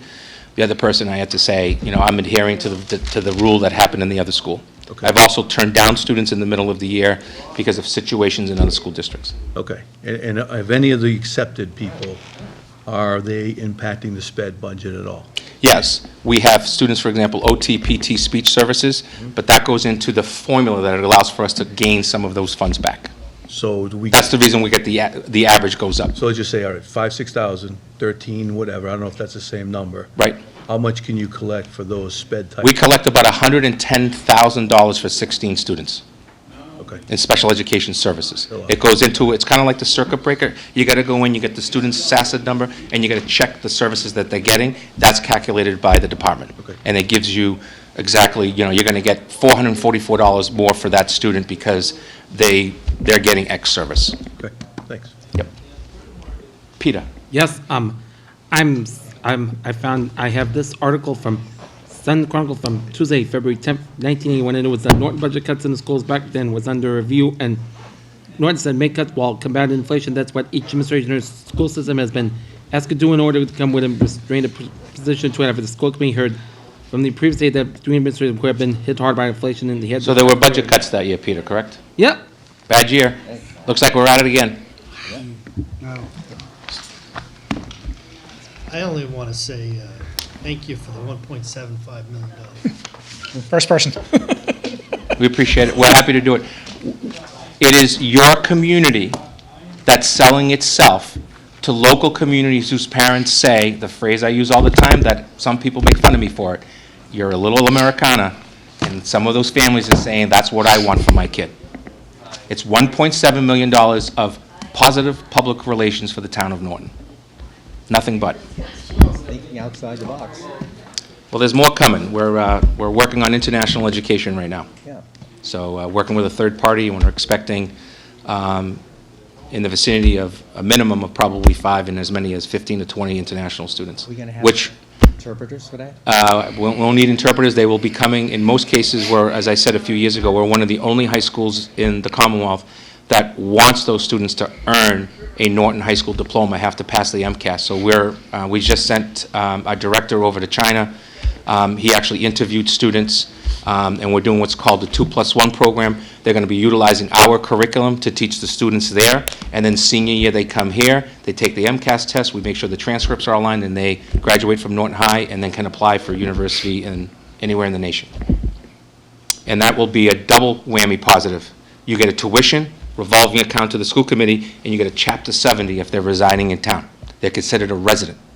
So it's a 2-for-1. We're charging $14,200, $14,000 flat for each student, and they get an educational visa for the year. They live with a family. That family is compensated $10,000, $1,000 a month. It is considered earned income, and that's paid through by the third party via the parents, not by us. We just get the tuition, but if they're living with you in your home, you're getting that $1,000 a month, and because they reside there, Chapter 70 will allocate a check plus that student is worth net school spending for Norton.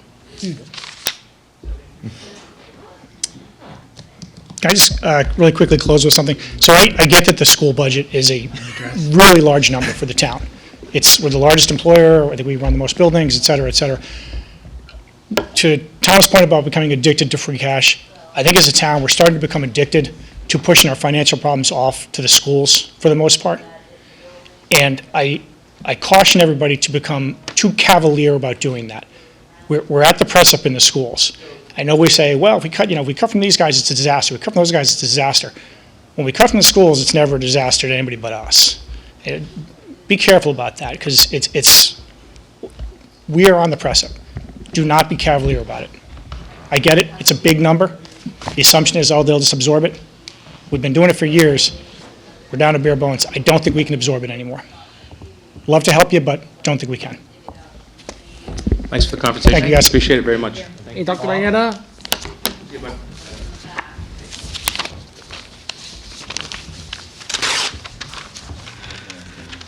I feel like I'm back in the late 90s. Just for clarification, on the municipal side, having negotiated all these contracts for the last 3 years, I want to be clear about a few things. We gave a 2% increase. We also gave 2% on steps.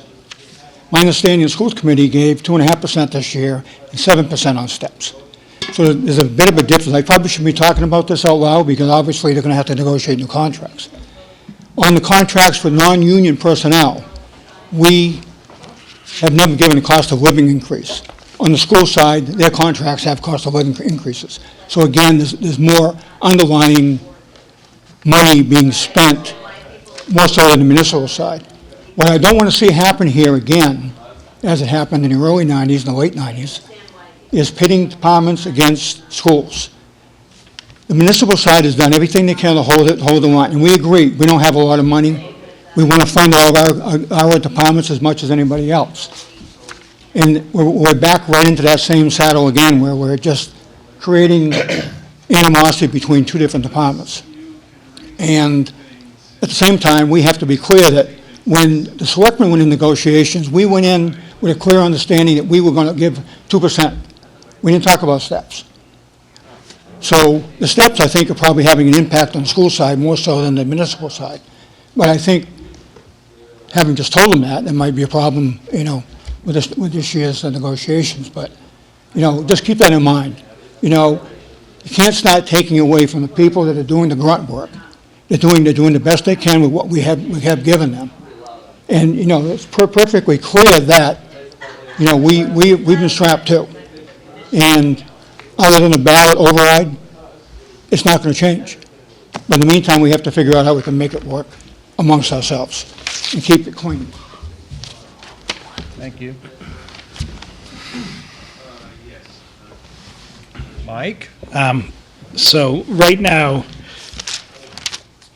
on the town side, it's, with the police and fire cuts, it's 210,500 out of a budget of 13,215,000. Schools, 545 out of a budget of 29,622,000. So obviously, both sides are feeling some pain right now. And I know I would encourage you to move forward with work now, and in the fall, if we have to add something to budgets, we'll add something.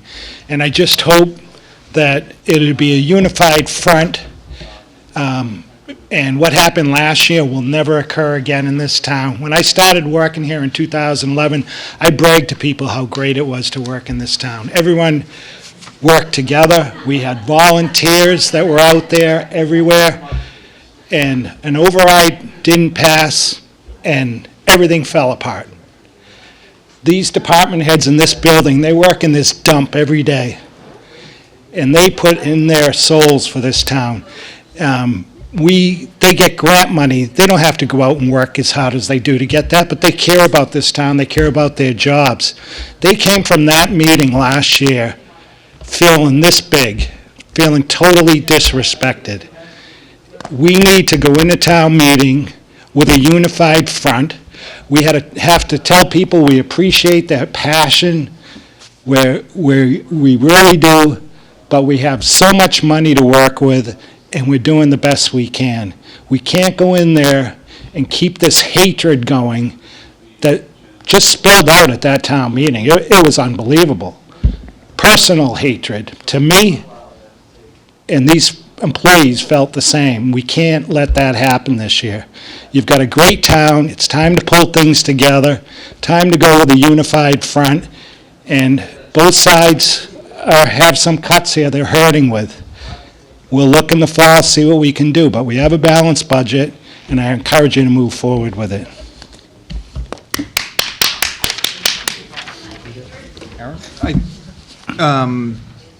The takeaway from all this is that in the big picture, the problem is not that the schools have been wasting money. It's not that the police and fire have been wasting money.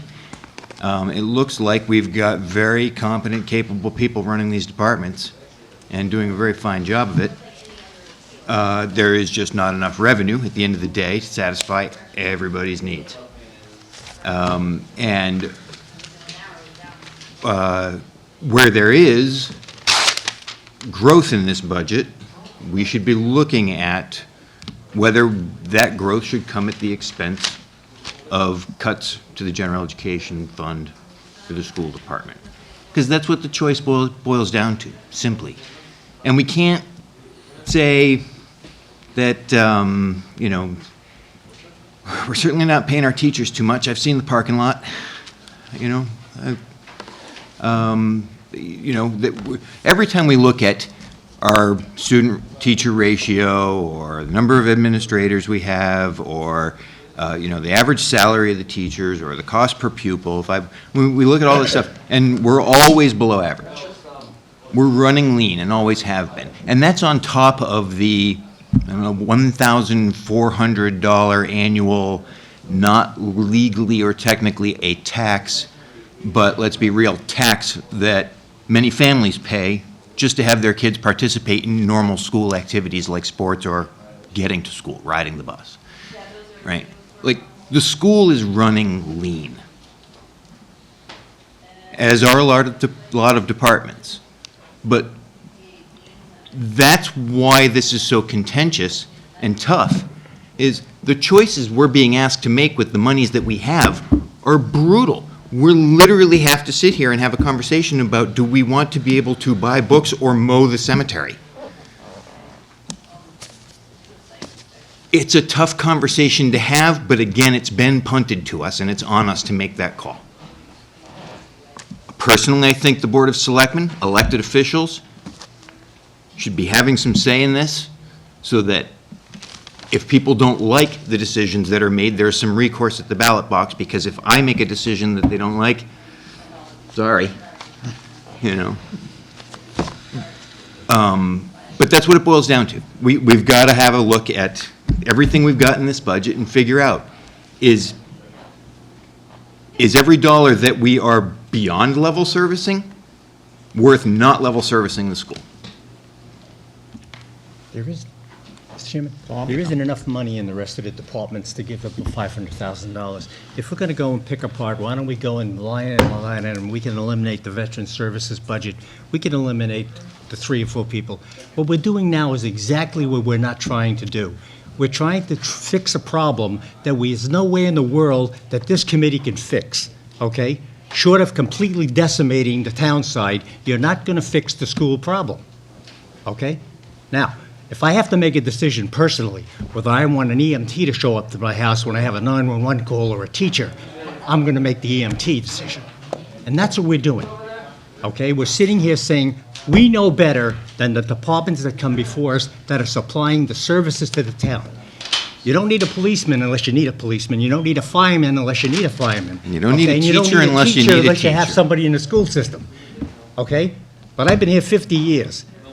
All the schools in this town, there was one. I built all the rest of them with my taxes. My kids all went through the school system. I may come like I'm anti-school. What I am is anti-splitting this town right down the middle. It's worse than the last election. I don't mean the Senate election, I mean the presidential election. I've never seen so much split in this town in the 50 years I've been here. And I've been on this committee a long time, not since 1711 like Paul, but I've been here for a long time, okay? Yeah, and that's the bottom line. That's where I'm coming from, Aaron. And we can sit here all night. We can sit here till my bedtime, which you know is 9 o'clock. So, or we can just say, listen, this is the deck of cards we have. This is the hand we've been dealt. I propose that we either recommend voting the budget as it is, or saying, no, we don't want to vote the budget as it is. We'll go line item by line item. But, you know, we either got to fish or cut bait. There's no alternative. We've heard it. We've sat here last week. You know, I had to take my blood pressure on my watch to make sure that I didn't lose it.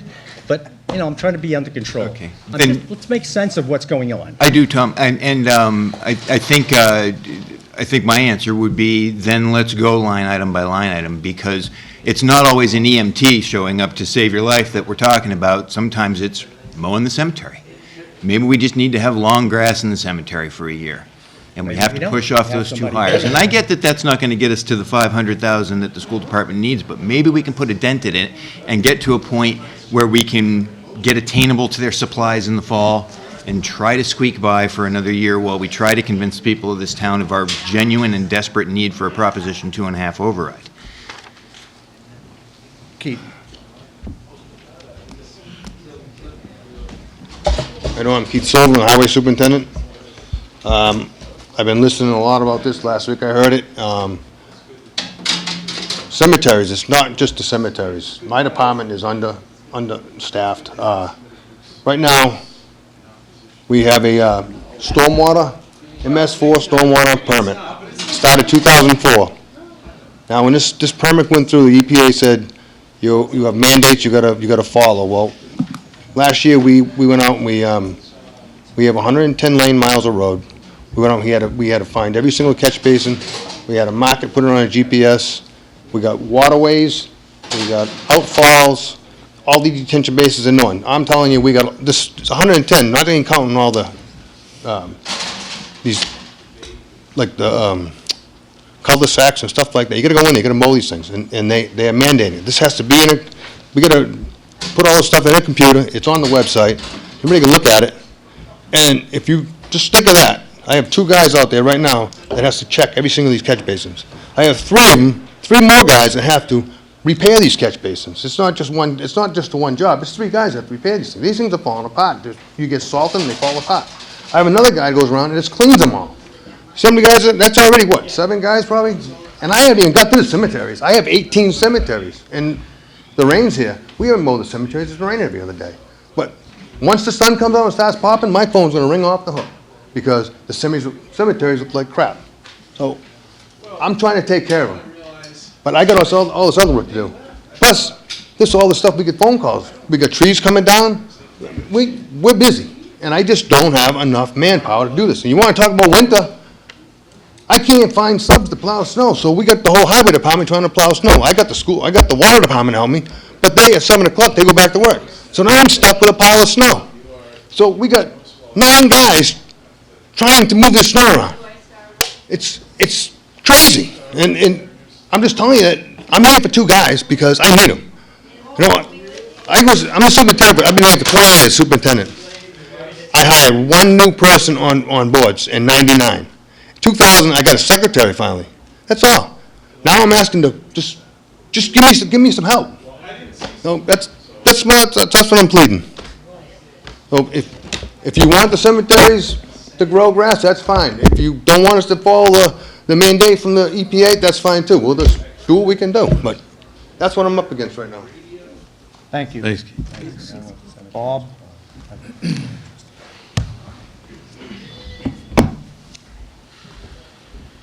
So as chairman of the Town Common Revitalization Committee, I will tell you that we just saved, through the efforts of the town's highway department, well over $200,000 in restoration costs because of the hard, dedicated work that these guys did for us with less manpower than they had a few years ago. I'll let you know that in 2015, that department spent $1,152,292. 2019, they got $990,188 with a reduction of $162,104. Now, I don't know about any of you, other than the cemeteries, which, when I was a selectman, you used to get a lot of complaints about the condition of the cemeteries. This department's already taken hits. The numbers are there. All you have to do is look at them. So all he's trying to do is bring some additional people back. We have a brand-new cemetery on Newland Street that we all voted for that is now up and running. In about 3 weeks, we're going to have the final, on the other committee I'm on the cemetery committee, we're going to finalize the rules and regulations. That's going to become available. People can be able to buy lots and be able to finally, plan in advance rather than at the moment. So I would encourage you not to cut his budget. I would encourage you to leave it the way it is. We're getting the best luck we can from these guys. They have Band-Aids on every Band-Aid they've got on their equipment. All you have to go down is take a look at it. And I would encourage you all to leave this money in the budget and let these guys get back to a point where they can get some of this work done. I know he's frustrated. He can't get the job done because he doesn't have enough manpower to do it. So, this is very important. I know the schools are important too, but this is a very important department to try to fund, if we can do it. Thank you. Amy? So, I guess that the one thing that I I'm the only one in the have in my mind is that I don't want to take money from any of these departments. I think if anyone at this table had their way, they'd give more money to all of these departments. I think the big issue that we need to have a conversation about is that there's a time-sensitive situation with the school budget. That if they don't get more funding before fall town meeting, they have to make cuts. Whereas other departments can defer certain expenses and line items to fall town meeting. I disagree. They don't have, they can move their budget any way they want. They can decide not to buy supplies until the fall. They can decide not to do something else. We can't move expense to salaries. They can do whatever they want. It's a blank check. We give them the check, we put the number in, and we walk away. That's the way it works. So they don't get, this defer thing doesn't work, okay? Because if they have money in expenses, they can defer the expenses unless they're critical, something crashes. But they can do that, okay? And then do like we do in the fall, we pray and hope we have free cash. Yeah, but just like the fire chief said, he's got to take the budget he's got and plan for the year, so they're going to have to make their... He's planning for worst case. If he has one major problem, like you have a mandate, so does police and fire. Their mandate is to make sure they're up and running 24/7, okay? And he's planning that based on the fact that he may or may not get $90,000 in the fall. And if he doesn't, he's still going to do the job, okay? Right, but... That's the bottom line. The school has to make the same assessment. They got to make the same assessment, but they've got money they can move around. We can't. He also... But if they move that money around, they're still just now hoping that it comes in the fall. Well, what do you think we're doing on the town side? So We're doing the same thing. So, but because we were told that that would be irresponsible to do on the other side in those Of course it's departments, irresponsible, and we've then been it would saying be it. There's a guy with irresponsible his for the hand up. school to do it, so the school's going to end up cutting people, laying people off, or cutting busing, and going through to K through 6 for 2+ miles in a desperate attempt to save money, and putting kids on these sidewalks that don't exist, and cars on the road, and creating a mess. You know, like, we're up against it here, and it's a shame that you and I have to sit here and argue about this. I'm not arguing about it, I'm just explaining. Well, it's a the shame that facts. you and I have to sit here and discuss this, right? We should, a reasonable town and level of services in a town would be able to provide all of this stuff. One thing you and I agree on 100%, Tom, is that the solution is at the ballot box, and it's an override, and that we need more revenue. And we can't keep sitting around just waiting for Disneyland to move in and solve it with commercial. So, Not yet. so I think it's been expressed numerous times by numerous people that A, we don't want to divide and pit one against the other. And that's what some of this is getting down to. Mr. Chairman, may I? However, as I said the other day, if you have a proposal, let's hear it. Let's just cut to the chase and let this body say yes or no whether they agree with it. Because we need to move this on. What we ultimately need is an override. Everybody sitting at this table can see that after cutting 700, 800,000 from everybody's budget, that the numbers don't work. But to continue to say, let's take it from here and give it to here, or vice versa, I'm not sure that's a solution. But if anybody has that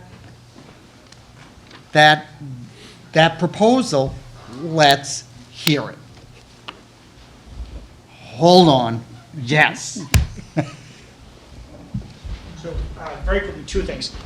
One is with respect to deferring our costs, et cetera. Just one caveat to that is, we have to let the teachers know, we have to lay them off by June 15th. So there's a twist there. It's not as easy as, well, we didn't get the money in the fall, now we can lay you off. We have to lay them off June 15th. I didn't say that. It's a nuance to what you're saying, though. It's not as easy as they can defer it. It's not quite that easy. However, talking to Dr. Bayetta, I think what we potentially would be willing to do is we can defer our transportation costs. We don't actually pay it until the end of October. That's what I was saying. The end of October, $335,000. We can add the $335,000 to what we're going to take from free cash in the fall. We can do that if you guys would like. That's what I was saying. You can move certain things. Yeah, well, everybody can, right? Everybody can. You guys can too. We understand. Every department can move things. You can move them, We just you can can't- move them within departments of the town, But we if you're can't move creative. Side by side until July 15th. Right, but you can, you could move from police to fire if you really wanted to. No, we cannot. Do you have an emergency fund? We have a stabilization fund. So, that you can move, that FinCom can move? No. You have an emergency That's a town fund? meeting vote. We have $150,000. So you could take that, give whatever fire wants, say, okay, here you go, fire, here's this emergency fund. It's funded by free cash, I believe? No, that's raised and appropriated. That's in our budget. That's All right, so it's in the budget. So you have this $150,000 Yeah, but in the that's- budget. Money's fungible. When Doesn't, you come to us for something and we don't have it to give you, that's what it's for. Like when you came for the software program. So- That came out of our reserve fund. okay, so you're stopping me at step one. Let me get to step 5, and we'll, But then we're going to go back again to step one. so step 1, you're going to say, okay, you know what? The emergency reserve fund will give the fire the $50,000 they want. And we're going to move it from police. Police, chief, don't move, $50,000 in your budget is now frozen. Don't spend it. At the end of the year, it goes back into free cash, right? Only thing is, So, he has left. so now it's back into free cash. Now you just backfill your emergency fund with that. You have now moved money between departments. If it's an issue that 150 is not enough, then guess what? We'll increase it. We'll increase it, and now you guys can move money interdepartment. It's always an issue. Let's just do it. But I In any case, the 335 will defer till the fall. Your proposal about the 325. 335, transportation yeah. thing, Yeah. That's a positive That's a step in the right direction. I think so. That's what I was trying to lead to. Right. But I get it, I'm Italian and from Brooklyn, so. What happens We if went the we long get to way. the fall and the 335 is not there? Well, we're going to have to take it from somewhere. That's unfortunate, but that is the reality. It's going to be a reality for a lot of things. So you defer You can defer the the. 335,000, leaves you roughly 194,000 short.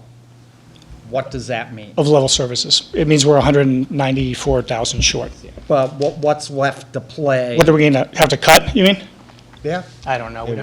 We'd have to figure out what the priorities are at that point. And 194, I mean, it's not always this is 1, 2, 3. Sometimes, depending on the money you're short, sometimes 2 supplants 1. Right. It's not a clear cut. I mean, but again, we'd have to cut $194,000 worth of expenses. It'll become an incumbent expense.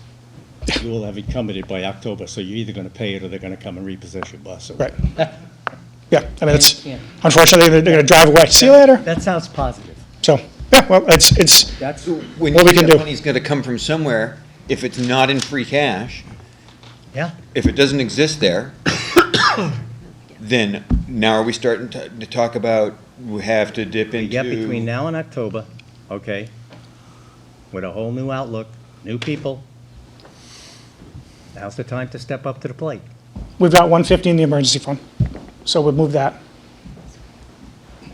Now's the You get time. emergency funds, you get stabilization funds, or but like what sort of things would we? Stabilization fund takes a 3/4 vote, 2/3 vote, I believe, and that's got to be town meeting. You can't Yeah. move anything out of stabilization.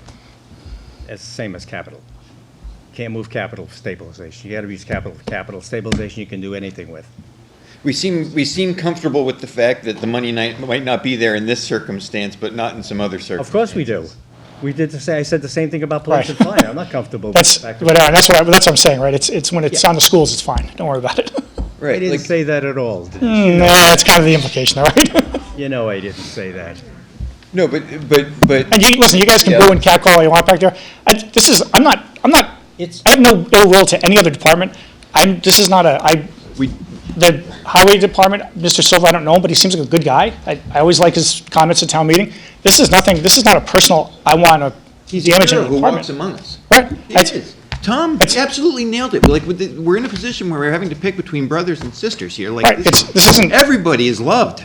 yeah, this isn't something I want to injure another department. It's simply, we have to make decisions. I think that approach is workable. And I say that with my fingers crossed, only because if it isn't workable, we're in deep trouble. It may be the first time since I've been a member of the Finance Committee that we have to, we did dip into the stabilization account once, when we had the fiberglass problem at the Yale School. To Amy's earlier point, we're already there, right? So we're either in trouble today, or maybe we're in trouble in the fall. Yeah. And it's a crapshoot, we're going to roll the dice. You're absolutely right. That's what the town does. We roll the dice. But if we get to a point where we've got encumbered bills that you got to pay, and the town has to pay, it's not the school paying, it's the town of Norton has got to pay somehow, okay? Yeah, it's taxpayers. I've never, Right. it's going to be a town problem. Right. Again, I think it was said earlier today that at this point, it's clear the budget doesn't cover the town. Amen. Yeah. It's clear, I think, to a good portion of us, I'm not going to say everybody, that this town could use an override. Amen. It's also perhaps clear that that vision needs to be communicated clearly, succinctly, that the town needs it, not the schools, or not the municipal side, the town. Testify, Brother Bill.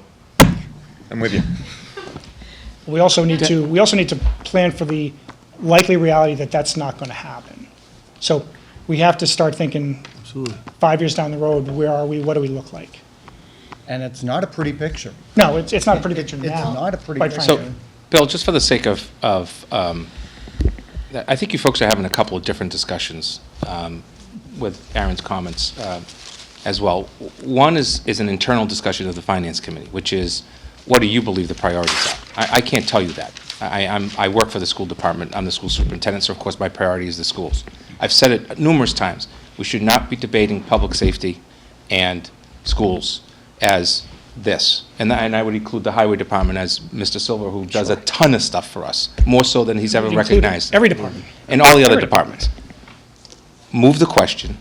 The school committee is going to assume that it's going to go after money in the fall. Mike is assuming that police and fire at minimum, and there's other departments in there, are going to assume other funds in the fall, according to my notes from the other meeting the other day. And Tom, you can go home for 9 o'clock. Thank you. Thank you. Peter. I just have one statement. So, we pay our town manager a nice salary.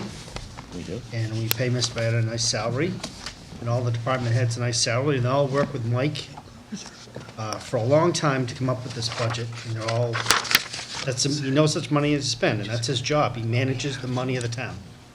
I usually defer to what they eventually come up with, as opposed to saying, hey, I think the highway department should have less. Well, Mike's already discussed it with the highway department and discussed it with Mike Byetta, so I think the money's been allocated as a professional town manager knows how to do his job does.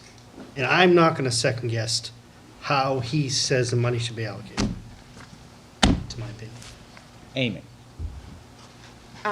Just after all of this conversation, I think it would be very helpful and very enlightening to see a pro forma budget that does not include the use of any free cash for just illustrative purposes, to perhaps make a point.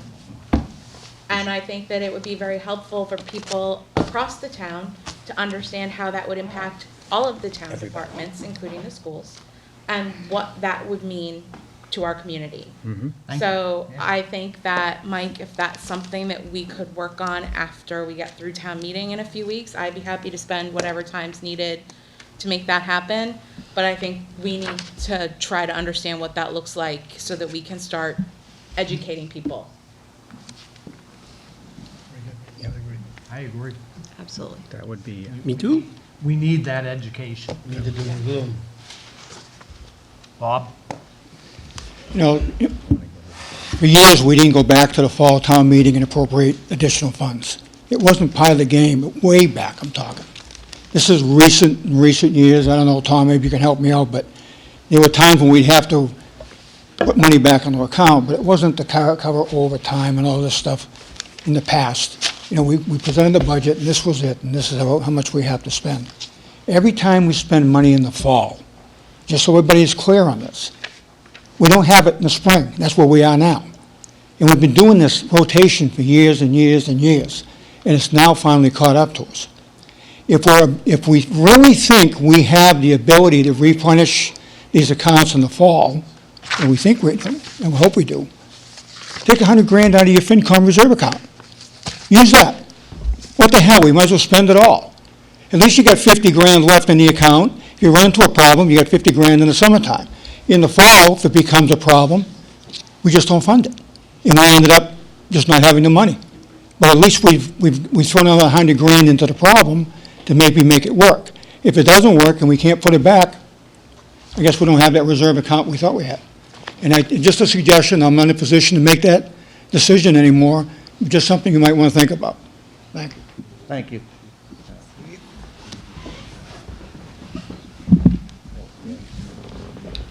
So I just wanted to, I've just been kind of listening, and I hear everything you guys are saying, and I hear some of the comments in the crowd. We all stand here at many, many meetings and say we need to stop fighting. We need to work together as a town. Here's the problem. We can't. We can't do it because every department stands up and passionately begs for more money that we do not have. And Mike brought up the last override and what happened after that and volunteers quitting. I was one of the volunteers who had to quit because I could no longer run a department for free and not sacrifice my family. My family sacrificed a ton for me to do what I did for Parks and Rec. It was time to stop. I made it known prior to. So, that had to happen. What I'm hoping is that we finally, as the leaders of this town, the school committee together, the FinCom together, the Board of Selectmen together, can start to lead our town in a positive direction and show how desperately we need more cash. More cash comes from an override. Now, that doesn't mean as a group you vote, and I'm just talking to you, I'm not saying you, but that doesn't mean, just to be clear, that you vote that, oh yes, we need an override, and then privately saying, oh no, they don't really need it. That we can't do that anymore. We finally need to come together and show people, lead people in a positive direction. I want Keith to have it here. Keith is one of the hardest working guys that I know. I want to see Park and Rec grow. I want to see every department in this town grow, not just the schools.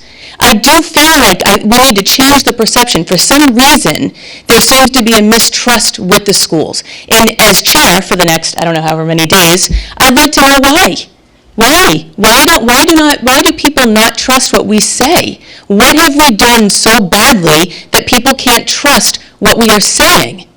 I would love the feedback on that. Well, I feel like there's emails today that from members of the FinCom that want to know about admins and school choice, and we've gone over that. We've had that discussion. So at some point, until we as the leaders start trusting each other, I trust Mike to hire the appropriate people to take care of highway and Parks and Rec and every other department. We hire Joe to take care of the schools. We all need to come together and lead this town in a positive direction and start showing the townspeople what we really need. Until that happens, this fighting between departments is never going to stop. And we can stand up here all day long until we're blue in the face and keep saying, we need to stop. For the love of God, as the leaders, please, let's come together and make this town what it should be, what it needs to be. Thank you. Hold on, Peter. Amy, Aaron, anybody else? What else follow that? Or are we? Do you want me to follow that? No? Come on, it hasn't been a motion, but it's been suggested that we're gonna open this up. So we either do it or we don't. So that's what I'm getting at. Oh, defer to Amy. Everything voted, right? Well, I guess the question is, Let's vote on it. is Dr. B and the school committee good? Or do they think they need more? I mean, we all need more, guys, but do we think we need more now? Did we hear Dr. Byetta correctly when he said move the question? Yes.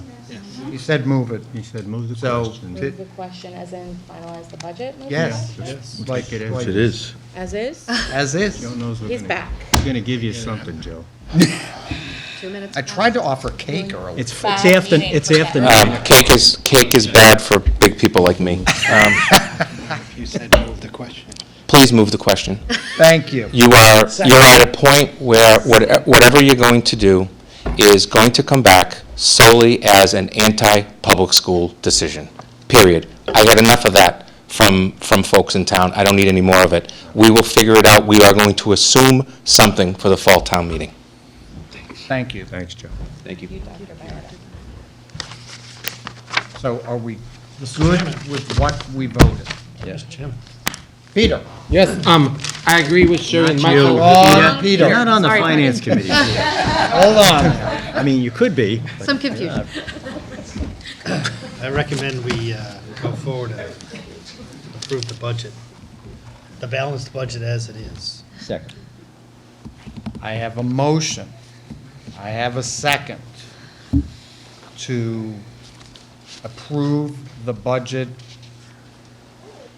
as has been recommended and as we've gone through. Any further discussion?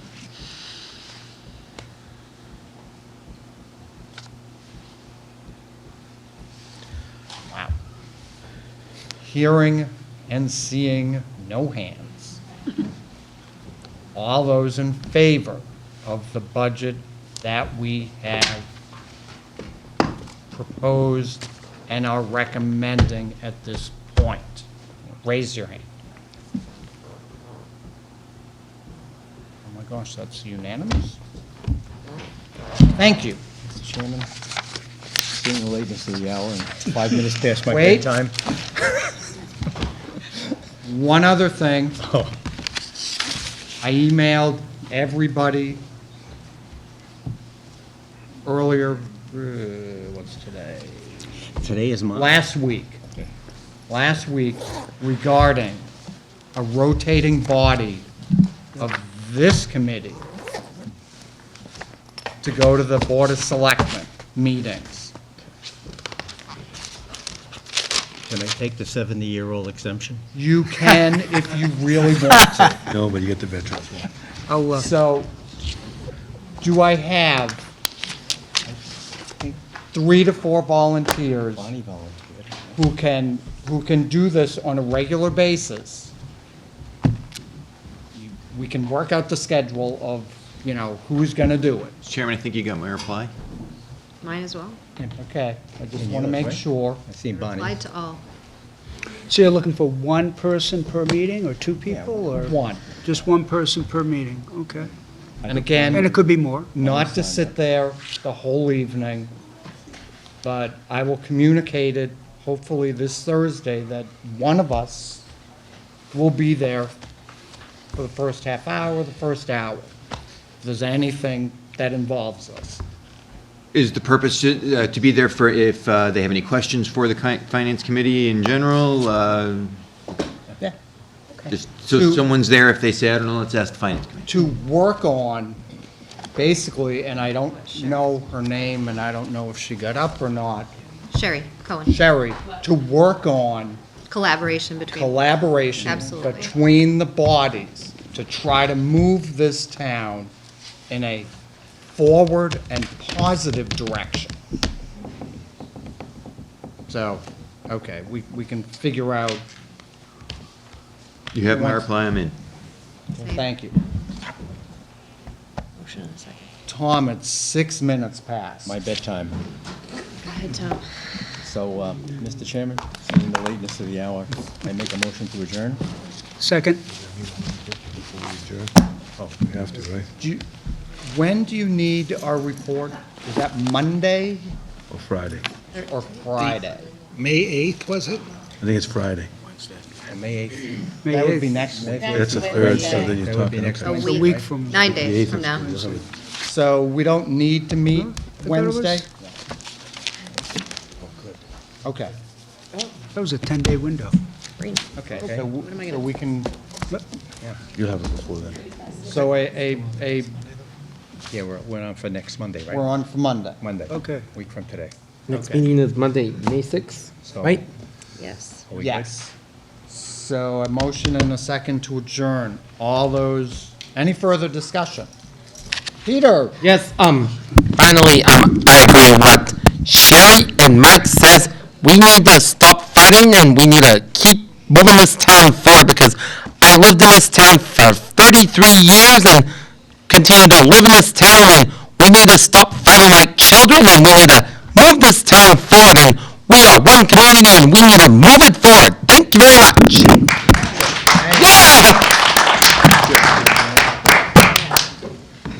All those in favor? Thank you. Thank you. You. Thank you all.